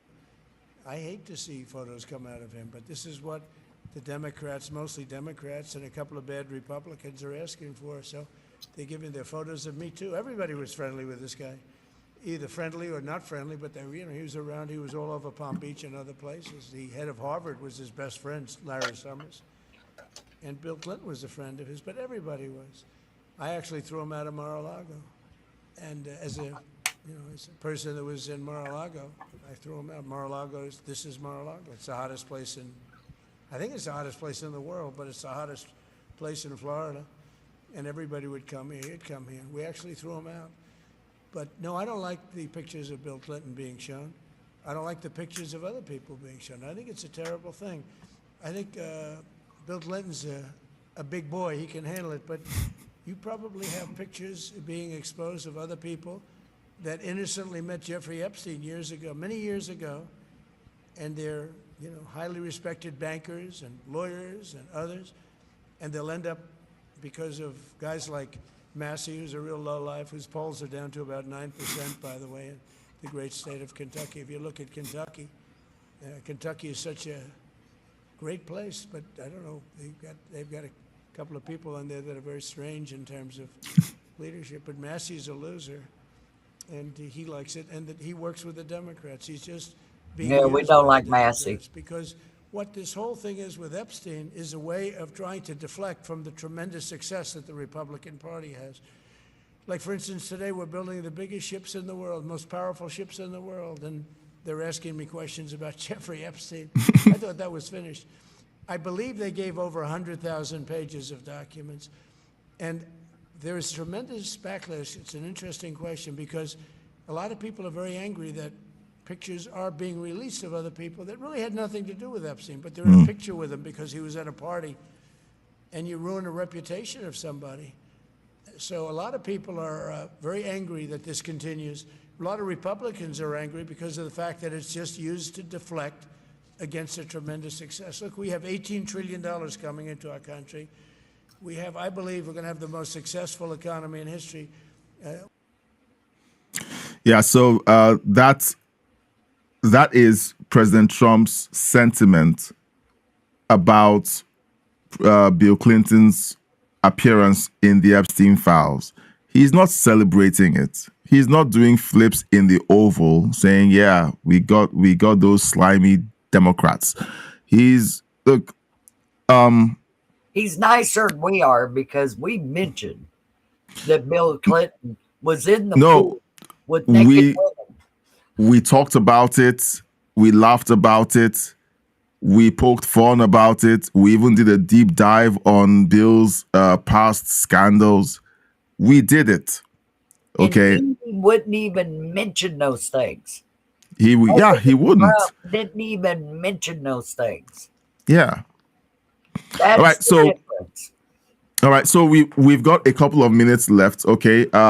Let's look at the report on the Venezuelan tanker that got seized because it was chased down and it got seized. And this is the second tanker in 2 weeks? Yeah. So we're racking up tankers. We're racking up tankers now. About a third tanker.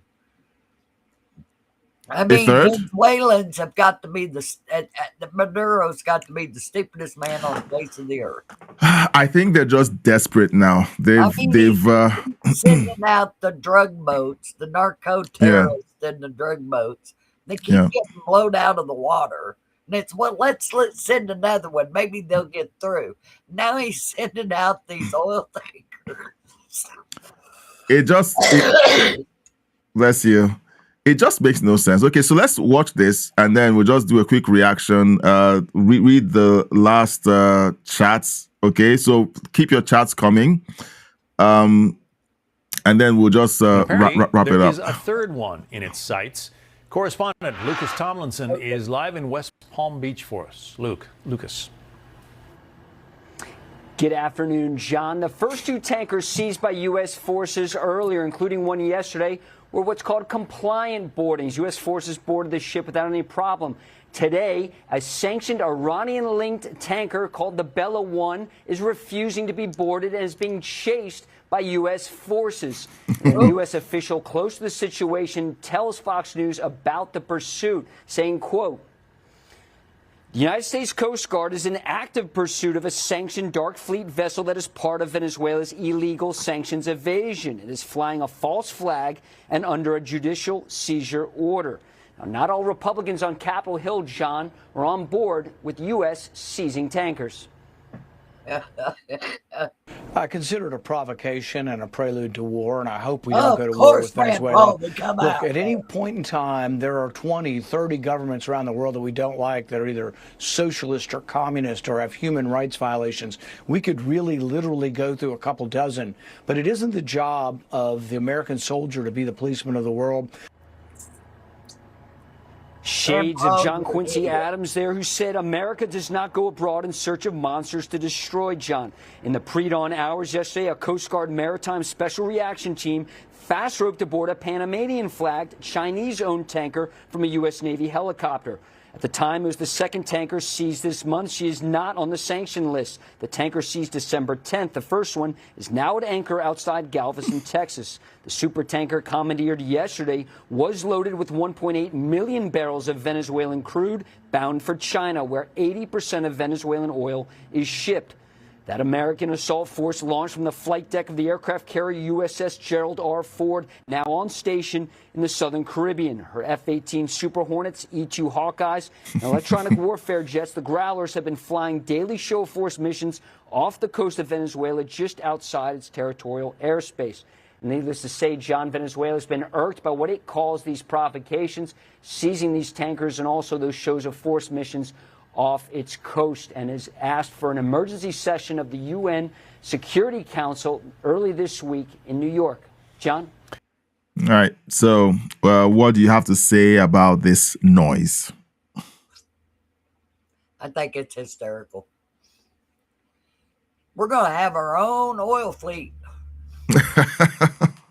And didn't even have to pay a dime for it. Yeah. So, guys, 2 seizures, one on the way or one that might have happened already. So, I mean, that's fine. So we didn't talk about it earlier, so I just wanted to throw that in. Canary King says, don't forget Hillary. He also says Trump did not mention her. Yeah, he didn't. And Canary King says, we talked about her too. Was it yesterday? Did we? Well, I mentioned her because I mentioned that she wasn't in those pictures. Oh, she was in one with Epstein. Oh, yeah, she was. Yeah. Yeah. But it was at a party. Yeah. So the press, mainstream media isn't talking about these stories. They're avoiding the stories like the plague. They want the story to be about Trump being senile or Trump hiding facts, or let me say hiding or protecting people who are on the Epstein list or on the Epstein files. They are deflecting from the clear victories that the Trump administration is racking up. And to be honest, just like Mark Heimler said, it's become like the boy who cried wolf. They continue to say these same things, and you know what? Nobody believes them. They're like, would you say that the Democrat Party is done? Yes. Or, it's dying. It's you're hearing the death rattles of their party. And guys in the chat, it's not because they're Democrats. It's because they have went socialist communist on us. Yeah. Okay, so guys in the chat, let's know what you think. I have someone who keeps joining on the backup channel and barely talks. And, I'm eager to, get your feedback on some of these stories, because I keep looking at the backup channel like there's someone who keeps watching, and they stay from the beginning of the live stream till the end. Okay, so at least let's know who you are and where you're watching from. You don't have to give an opinion, because I'm really curious, because I've been seeing this person log in repeatedly, and I'm like, okay, I need to know who this person is. Yeah, so it's hilarious for us to watch, but you know what? Time is our friend. We're going to continue to pick up on these stories and continue to talk about this, and we're going to enjoy our time with the Trump administration, his second term in office, seeing him masterfully dismantle the deep state, because I think what he set out to do in his first term, he is carrying out in his second term. I don't think anybody during his first term realized exactly how bad it really was. Yeah. And we needed that exposed. And it became exposed. Yeah. And it wasn't just Democrats that were caught up in that. It was Republicans too. Yeah. Mitch McConnell is one that, I mean, we can't stand him. Kentuckians cannot stand that man. And Rand Paul, he just yaps all the time and votes no. That man ain't got a yes in his body. Now, do you think that that's him being cowardly? Who, Rand Paul? Yeah. I don't know what it is about him. But, I mean, some of the best things can come up in Congress, and he'll vote no. And I'm wondering who's paying his bills. Yeah. And Massey, I've been up and down about that man. I mean, he's from Northern Kentucky. Yeah. And yeah, Mitch did. Yeah. He Mitch got a clearly very nasty email from me telling him and his wife not to come back to Kentucky. Oh boy, but why does he keep getting voted back? I'll tell you why. The last person that ran against him was this woman who was running on her military affiliation of having been in the military. She was spouting out about all kinds of communist programs. And it was either her or Mitch. And Kentuckians wasn't about to elect some communist thinking woman to take Mitch McConnell's place.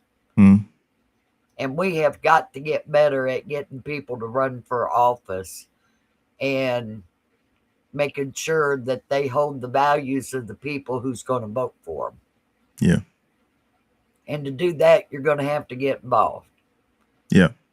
You're going to have to do the research, read the papers, find out who that person is, what their lifestyle's been like, where they've been, who they talk to, and what they say. Yeah. And if they aren't willing to listen to the people, then don't vote for them. Yeah. Mackheimler says, I immediately voted Trump in 2016 when the media called us all racists for voting for Trump. I supported him as soon as he came down the escalator.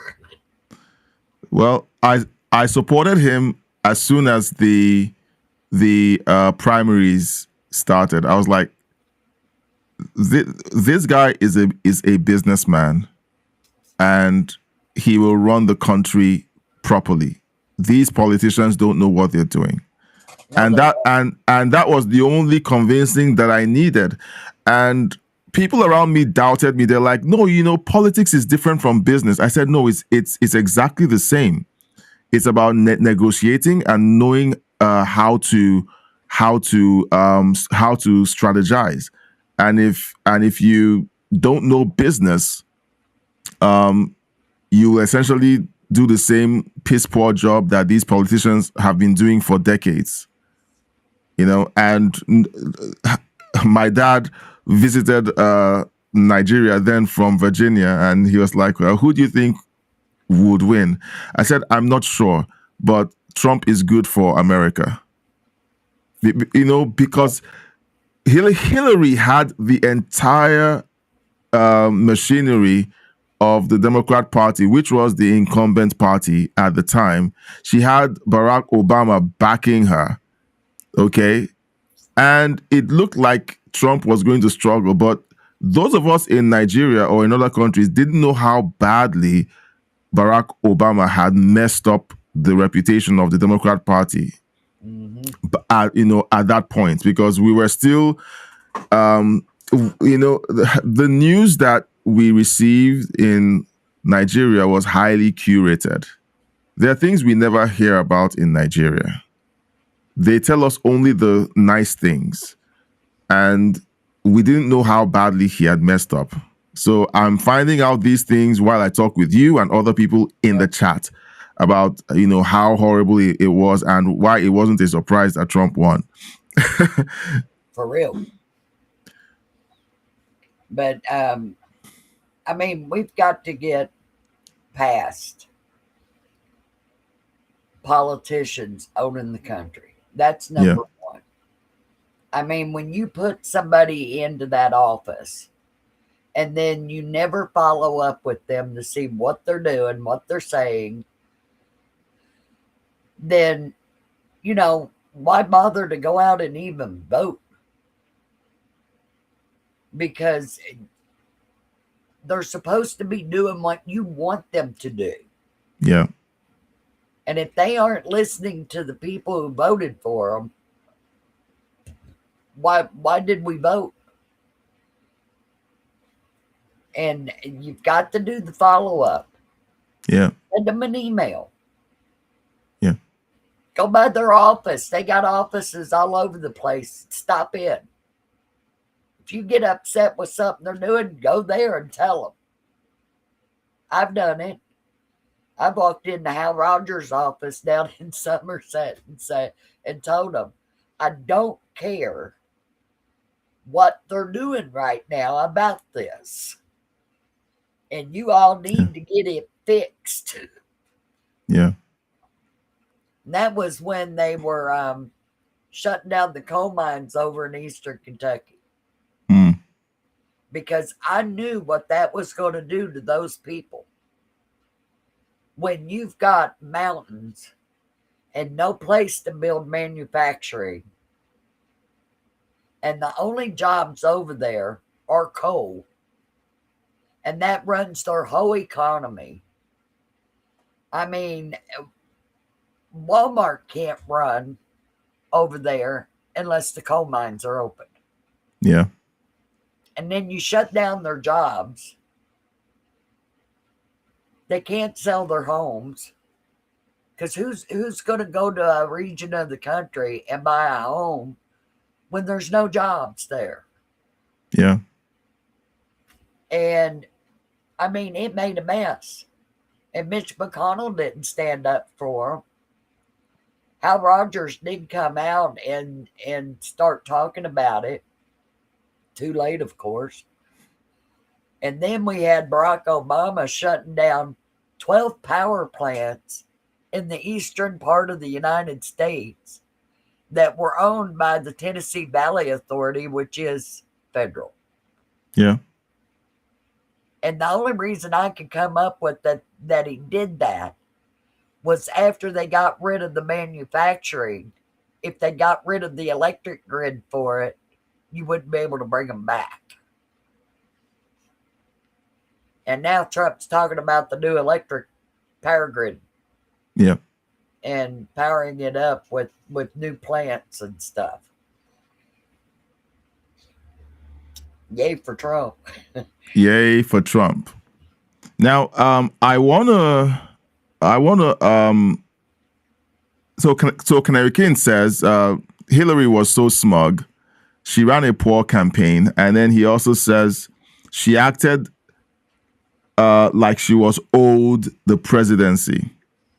Well, and she was after Kennedy wrapped his arm around Obama and said, I'm going to support him, while good old friend Hillary over there is getting pushed off to the side. Yeah. Now, I keep saying one more video, but this is just in response to what we talked about, the Democrats essentially being a dying party.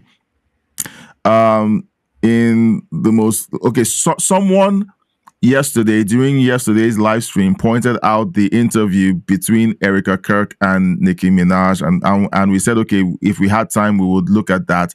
Nicki Minaj said something about the Democrat Party, and I want you guys to let me know if you agree with her assessment.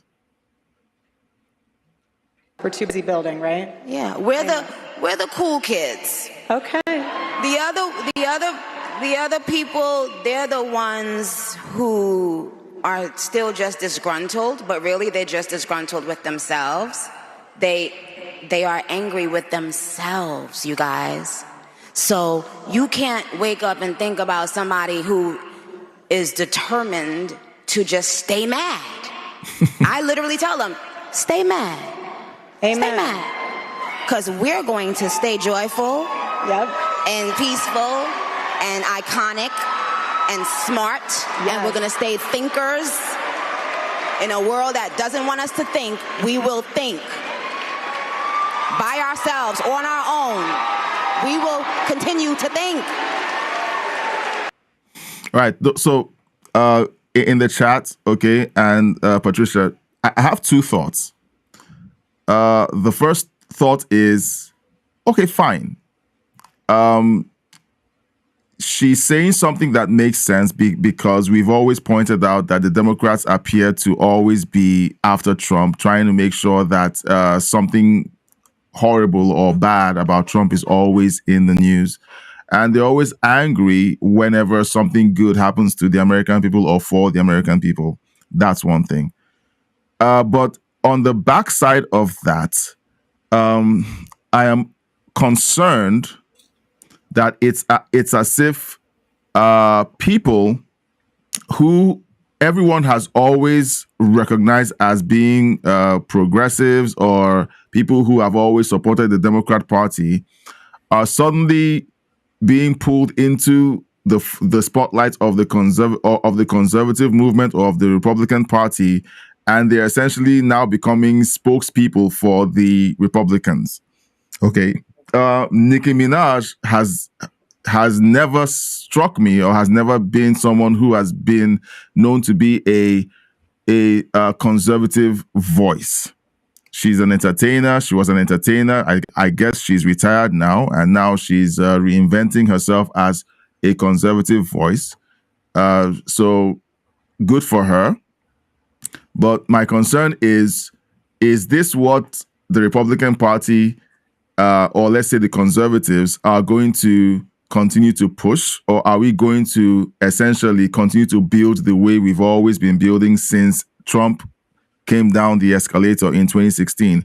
Because this version of the Republican Party is not the same Republican Party of Mitt Romney, George Bush, and Reagan. It's very different. And it's been building up since 2016. So I just have those two statements, and I'm wondering what you guys think, because I look at this, I'm like, yay, it's good to find out that people who used to be Democrats are crossing over. But I have my concerns when it's almost like they're being rushed to the front of the room to begin to speak to the rest of us who have been here for a long time. So it's just a thought. I don't know if it's just me or anyone else out there is thinking the same thing. Well, one thing I can tell you, always be on guard, because once the enemy gets in your camp, you're done. Yeah. Period. They infiltrate you. Your camp's compromised. You can't fight no more. Yeah. But Nicki Minaj, from what I've heard about her, and I've never listened to her. I don't know who she is. Yeah.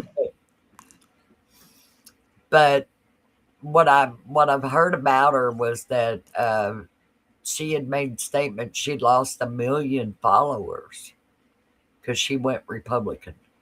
Mm-hmm. That's a hit.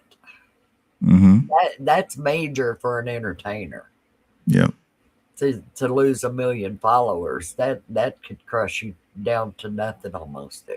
But when they come out and they make the public statements like she did just now, mm-hmm. of what it means to be a Republican. That, yeah, you think on your own. You can speak out about what you have opinions about. And people will listen. In the Republican Party, we'll debate it. Yeah. We'll talk about it, discuss it. We'll come up with all kinds of different ideas on how you can implement things and this and that. And that's good for people who vote nothing but Democrat blindly to hear. And they're hearing it. Yeah. And we're all hoping they'll wake up and stop and start thinking. Yeah. I am not for a one-party system in America. I never have been. Yeah. That's a bad idea. Yeah. I mean, if we do that, we might as well just appoint a king and forget it. Yeah. But we don't need the compromised Democrats ripping this country apart. Yeah. To please their communist handlers. And do I believe they've got communist handlers? You better believe I do. Eric Swalwell proved that one. Yeah. How is he still in Congress? Anyway, let's see. Canary King says this. He says, fun fact, Nicki Minaj is from Queens, just like Trump. Yeah. She mentioned that during this interview. Yeah. So it'll be fun to do a deep dive into the phenomenon of progressives, of people who were former Democrats moving over to the Republican Party. There are people have different triggers. For a bunch of them, the assassination of Charlie Kirk was a huge thing that moved people into the Republican Party. For a few others, it was the trans ideology insanity that moved them into the Republican Party. For a few others, is the media, the hypocrisy of the media that woke them up and moved them over to the Republican Party. So people move for different reasons. But like you said, okay, you just have to make sure that the enemy isn't getting into your camp. And to be honest, right now it is popular to be conservative. It's popular. It's common sense. It is, it looks like we're having more fun on this side of the aisle than watching the woke left lose their minds and put out unhinged videos. They look mentally unwell. You see them doing their, oh goodness. I keep telling you guys this is the last video, but there's one more video that just shows you who the left is and how sad they look whenever they step out and try to protest. Patricia, you want to say something? Just go ahead and say something.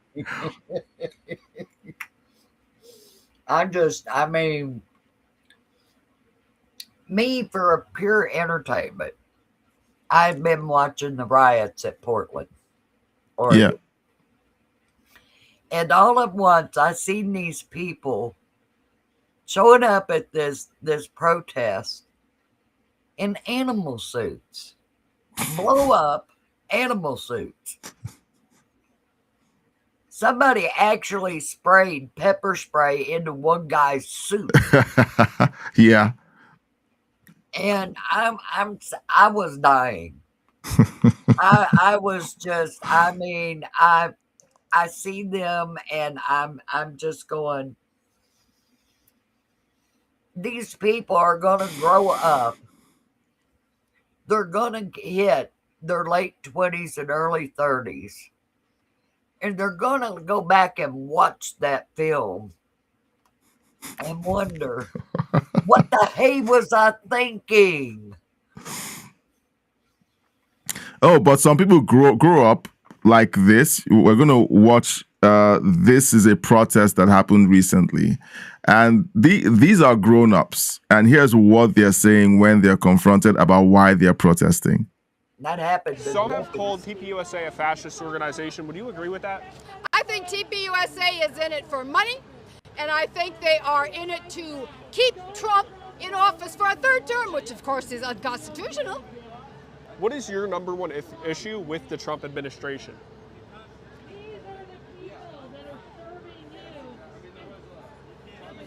Why are you out here protesting Charlie Kirk? Why am I out here? Okay, because of what they stand for. What do they stand for? They stand for white nationalism. They are Nazis in Skechers. How are they Nazis? How are they Nazis? They're white nationalists, same thing. What's a white nationalist? Seriously, dude. That's a dumb question. Everybody knows what a white nationalist is. Do you? I do, yes. What is it? If you don't, here you go. We'll Google it. How's that? Give me We'll time, Google it. They're like old hippies that crawled out of the woodwork. I'll get there. I mean it. They are. Their communes failed in the 60s and they're back. But we got a chance to do it again. Oh my goodness. Okay, so guys, for real this time. Look, pretty soon they'll be putting little flowers out there for you. Look, we've sorry, let me put this side by side. Walked into one of those and started chanting "Make love, not war." They'd all start singing "Kumbaya." It's just insane. It's insane to watch these. Bless you. It's insane to watch these grown-ups, because we talk about people growing up and watching them doing insane things. Look at these guys are grown up. They're grown up. They must have grandchildren if they got around to getting married and not being high all the time. They have grandchildren, maybe. And here's how they think, and here's what they say. It's just embarrassing. I suffer secondhand embarrassment watching these kinds of videos. I mean, when I started seeing these old people show up, oh yeah, my sister told my daughter, doesn't she know she's old too? No. But when I started seeing a slew of them show up, I was wondering, who was going to the nursing homes and picking these people up? I mean, I just, and then it hit me. Oh my God. Those are the hippies that ran around out there in California, gonna live together and share the bills until somebody figured out that they were the only ones going to work. And the rest of them was living off them. And then, you know, I said, they're back. Oh my God, they're back. They're going to be marching around the country like they're back in the Vietnam protest. And we're all going to have to listen to their stupidity all over again. Well, there's going to be 3 more years of this, so break out the popcorn, boys and girls. Canary King says Trump had a wonderful infrastructure proposal his first term. The electric grid needs to be upgraded. AI requires a lot of power. Yes, it does. Now, there are people who are freaking out. The one thing that's concerned me the most is there has been reports that hackers can take down our electric grid. Yeah. And if I want to know what the electric companies are doing to protect against something like that. Yeah. Because if they can take our electric grid down, we're in trouble. Well, I think that might be a job for the Department of War, because I know that there were conversations during the 2024 presidential campaign around that, and it's likely that there's something happening on that front to secure the grid. That's my assumption. I have no facts to prove it, but if the way the we need a department totally focused on internet hacking,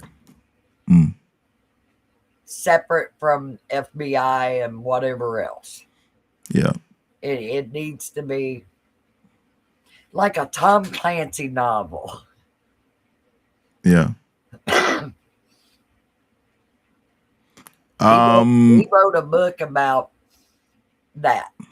Yeah. Having a department that was specifically geared toward that.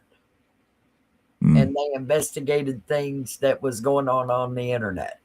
Yeah. And I don't think that we're up to power yet to do that. Yeah. Because the internet sort of just slipped in there and everybody, oh, it's wonderful. You know, we could go on there and nobody's looking at the bad side of it and what can happen to people from that. So, yeah, I think we need a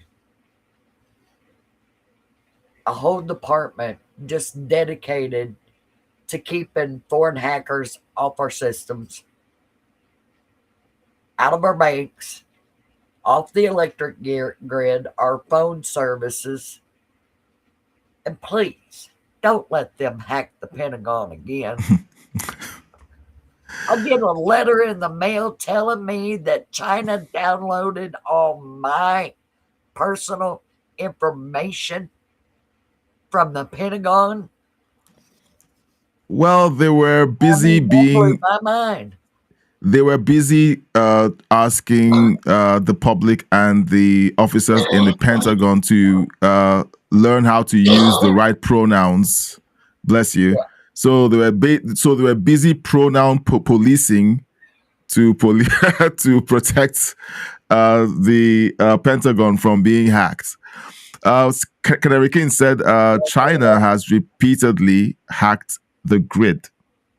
Now, the FBI instructed people to turn their phones and computers off every day. If you find your phone dropping a lot of phone calls, turn your phone off and then back on. It'll stop. Okay. Because hackers are bouncing phone calls off of other people's numbers. Yeah. And it's like watching one of those spy movies where they're tracking it down and it's going from Europe to Chicago to Miami to China to Timbuktu. And when Ted Kennedy supported Obama, the Clintons fumed. You are exactly right, Canary Kid. Yes, they did. All right, so let's kind of. This is the last story that we're covering for the night. We've been on for over 2 hours and 30 minutes, and it has been fun every moment of the way. Look, guys, we want this to be enjoyable, and each time Patricia and I we go live. One of the things that we want is for it to be both entertaining and enlightening and common sense. And we hope that you enjoyed this show, and we hope that it wasn't boring for you at all. So if it was boring... We're allowed to laugh at stupid people. Oh, no, we are. We are. We are allowed to laugh at it. Yeah, it's good for the heart. Okay, for going totally ballistic over it. Yeah, for 2 months after Charlie died, I was always angry. I would go live and I would create videos and I'll be angry until I figured, hey, this isn't good. And even afterwards, it took a while. And so far, I've learned that. I have to say that Charlie Kirk's assassination hit me as hard as 911 did. That a young man that was just an amazing person. And I loved listening to his debates. Yeah. And he was so good at it that the people that he debated couldn't scream at him. Yeah. And I noticed that when I watched his videos, that they weren't screaming like they Yeah. usually do. Yeah. They actually had to carry on a conversation. Yeah. Some of them didn't do too well with that. I think they text too much. Yeah. But that was a hard one. That was a Yeah. hard blow. Yeah. It was. I cried during his memorial. Didn't mean to, and I think Canary King was watching. Yeah. And you know, it's like it was hard. It was hard. It was difficult, and it wasn't like I was a huge Charlie Kirk fan. You know, so some people think that you know, it was just his fans who were reacting that way. It was. I saw someone who was doing something better than I was doing it. And he was doing it with way more grace than I would do it in that position. Yeah. He was doing the Christian thing that I wanted to be able to do during my videos or my live streams. And he did it with excellence and he did it well. And he was and man. Yeah. And he was, and it wasn't just the fact that he was assassinated in cold blood in front of everyone. They gloated about it. Yes. And then they had politicians refusing to have a minute of silence in Congress. And then you have Congress people out there slandering him and saying such harsh things about a man they never met. And, you know, it was heartbreaking to see that. And one of the things that just dawned on me was, you know, personally, I'm through ceding ground, just saying, okay, let's be nice to these people and let them get what they want. No, I said it's, you know, we're done with that. We've tried that. Yeah, we've tried that, and the more we try being nice and kind and understanding, the more they launch these attacks. First of all, they insulted us. They made us feel like we were stupid. Then they made us feel like we were racist or evil. And then they started calling for us to be shut down and censored and deplatformed. And then now they're calling for us to be terminated. And then one of us actually gets terminated. And then, you know, one part of my mind thought maybe they'll come to their senses and say, this is wrong. Why don't we stop doing all of this insanity? But you know what they did? They said, this is wrong. You guys stop with the hateful rhetoric. I'm like, us? You know? And I'm sitting there going, yeah. It became clear that we were not having a good faith conversation anymore. This wasn't a good faith conversation. It was a conversation that was essentially bad faith.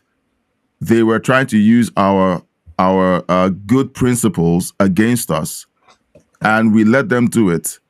What did they think would happen if Republicans came out and started saying, if you see a Democrat, you go up to them and you let them know they're not welcomed here?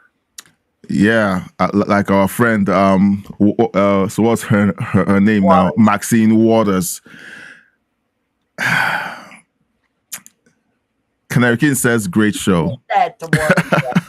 Of course, I might.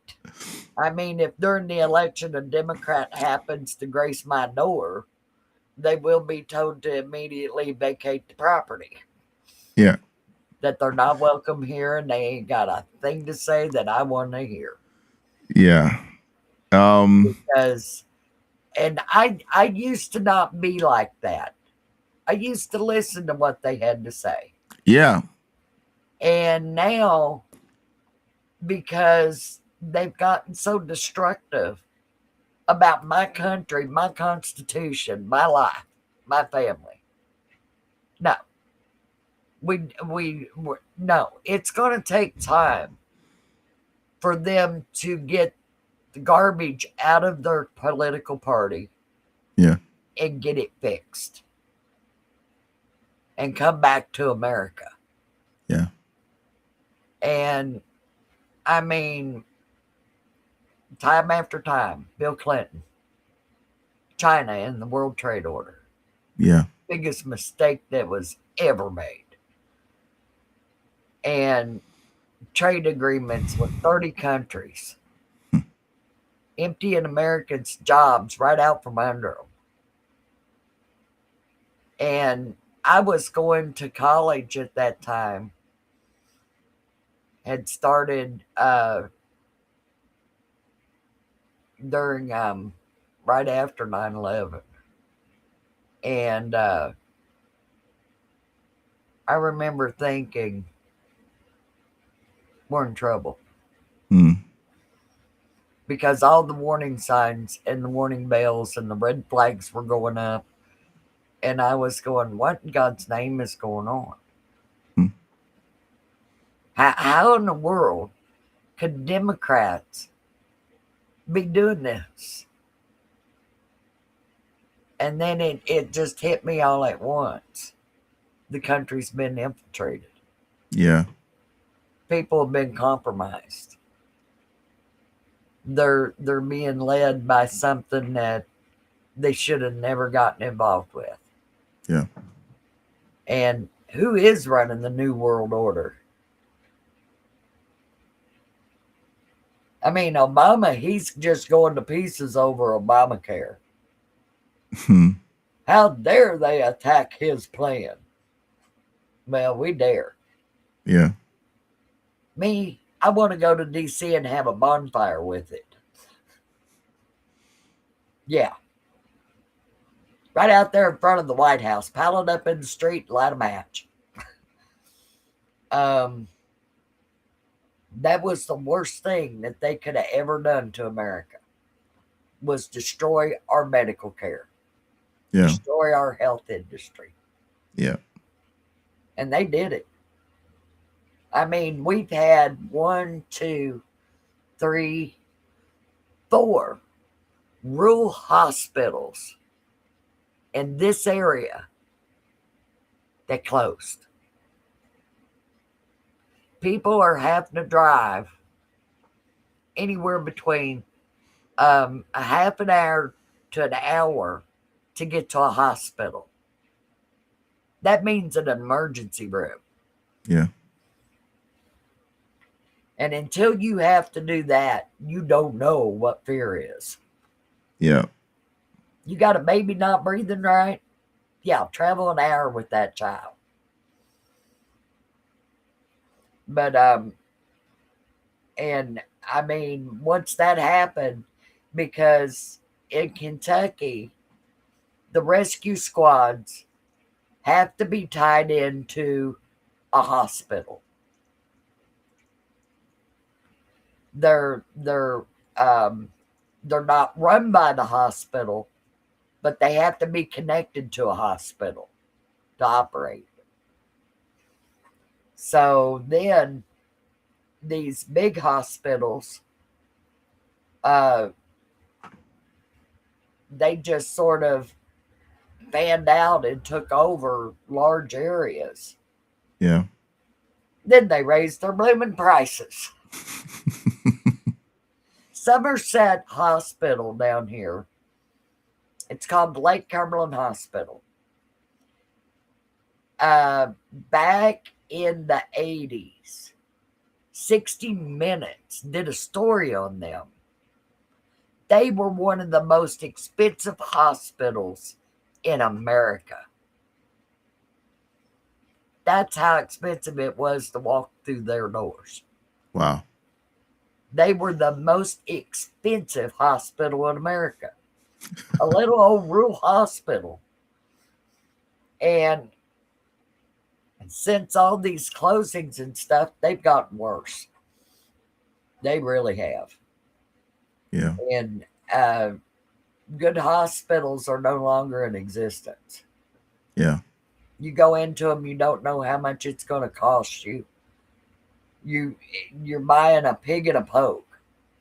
And if y'all don't know what that means, it means a pig in a brown paper bag. And you're not going to get to see it.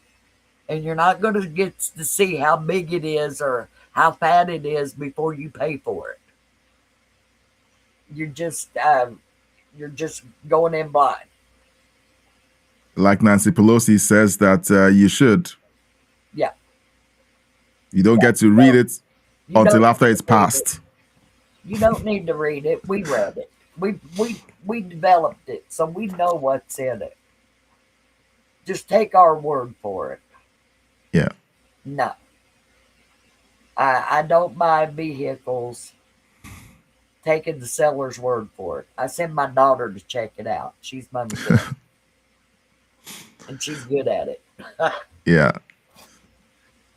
So, yeah.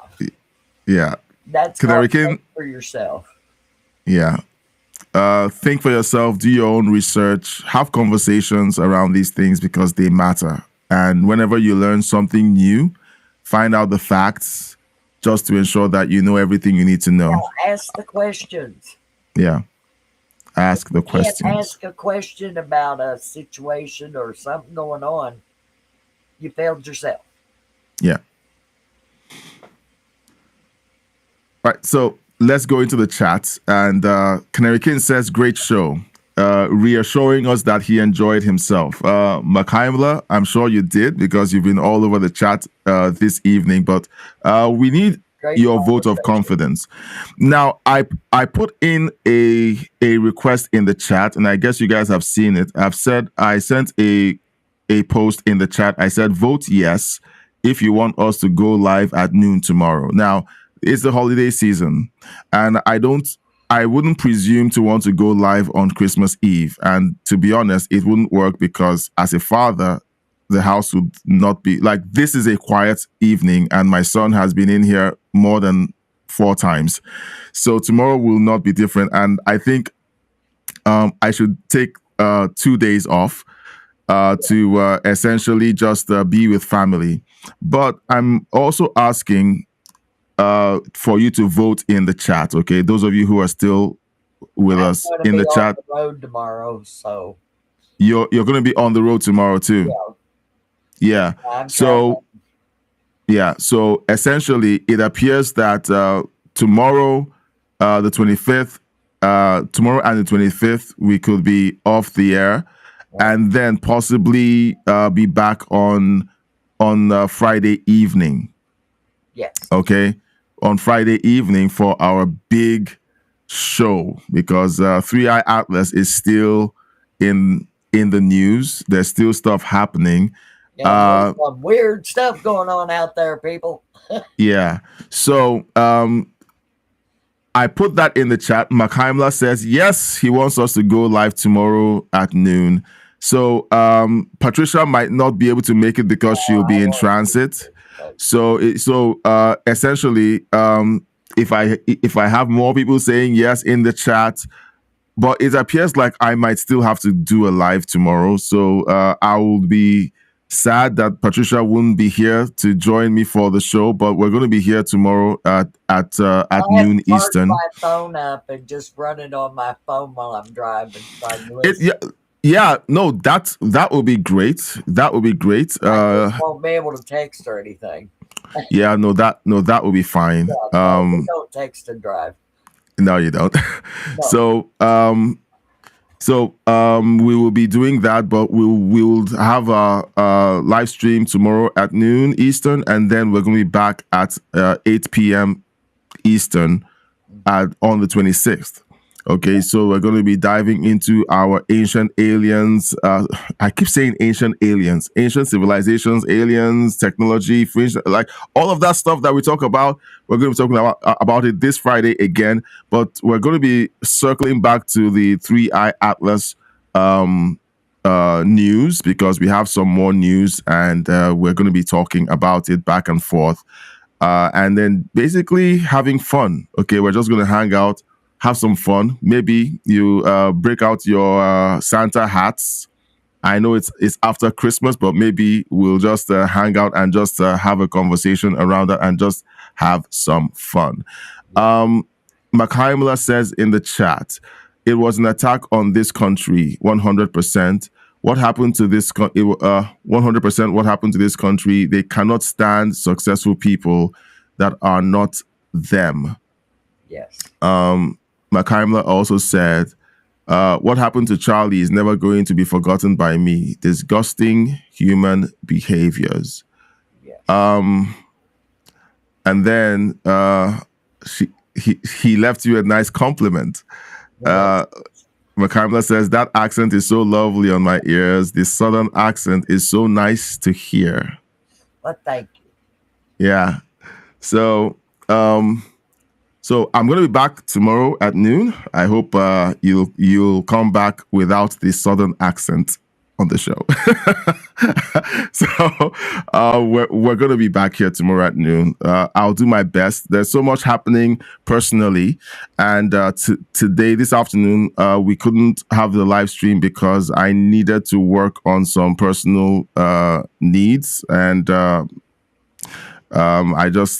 I spoke with Patricia, and she was like, it's best I focus on that and just give it all my attention, because because my plan was deal with the issue and then still go live. But she said, cancel the show, focus on it, because if I have one part of my mind focused on the fact that I was going to be going live at the end of doing the thing, I might not be able to focus properly. And she was right. So we canceled the show for this afternoon because of that. We sent out a post, a community post. I don't know if any of you saw it, but if you didn't, again, check to see if you have notifications turned on your phone, or if you have the bell icon selected after subscribing to the channel. We want to be able to connect with you easily. We talked about the problems we're having with the YouTube algorithm. I have my suspicions, but do you know what? I don't care about all of that. I don't care about the algorithm not favoring the channel. We're going to work hard. We're going to continue to push. We're going to continue to share these things. We're going to continue to move forward. They are not going to frustrate us off the air. Okay? We're going to keep working hard. We're going to keep doing it. And we're going to keep talking. And you know what? We need your support. Now, while we were talking about the news earlier, I thought of something, and it's a special request. Okay, several requests. Request number one: make sure that the bell icon is selected. Okay, make sure that you have the bell icon turned on so that you get notified. Request number two: since you know that we go live at certain times every day, could you please consider waiting for the stream to come on? It's an experiment that I'm running. It'd be great if you were waiting on the stream to go live so that we start strong on the live stream. Mm-hmm. And it could also help with sending a signal that the stream is in demand by a core group of viewers. Any lever that we can pull to cut through this blockade that I feel is around the channel and channels like this would be very helpful. So if you could, we're going live at noon Eastern and at 8 p.m. Eastern. Simply go to, I do this for live streams that I follow. I go to the channel, I click notify, and then I join the stream so that the channel knows I'm waiting for the live stream to start. That way, it kind of sends a signal that this is a valued live stream and people are willing to wait for the live stream to go live. And then finally, support us financially as best you can. It's not a requirement, but we do need the support. Support with a super chat, super thank, membership. I did ask, consider the membership. If you want to know how to be a member, use the link in the description of the video, or if you're on the main channel, just go over and click the join button. So those are the things I wanted to ask. Tony said I should do this, and I'm going to be doing this every live stream. I'll do the shameless ask and say, look, these are the things that we need. We need your help. And whenever you do things like that, we get so encouraged. Okay, you're not just investing your time in watching us and in sharing and chatting, but you're also supporting us financially because, to be honest, it goes a long way to help us keep doing this. Patricia, you have a few parting words? Merry Christmas. Merry Christmas. And be with your loved ones. Reach out to them, hold them close. Make memories. This evening, my wife decided, okay, let's watch Christmas movies with the kids. And we watched Home Alone 1 and 2. And it was fun to do that. And I finished watching Home Alone 2 with the kids and my wife. And then I came right up and started the live stream. So that was fun. So do fun things with your family, with your loved ones. Tell them you love them every day. Hold them close. Pray for them. Pray for President Trump. Support him. And then, of course, connect with other common sense minded people like you on platforms like this or in person. It goes a long way. All right. So we've gone for almost 3 hours today. It was fun. Let's know in the chat if you think this was fun. Canary King already says great show. Let's know if it was fun for you. And we will definitely be rolling up your chat in the end credits. So don't get discouraged simply because the end credits are running. We're going to just put up your chat as a parting shot in the end credits. Okay, you get the last word. So until tomorrow at noon Eastern, when I, by myself, will be going live, I'll see you then. And until then, God bless you, and I'll see you on the next one. And have a safe trip, Patricia. Oh, I shall be careful. At least all right. It's going to be warm and the roads are clear. All right. Bye. Bye-bye.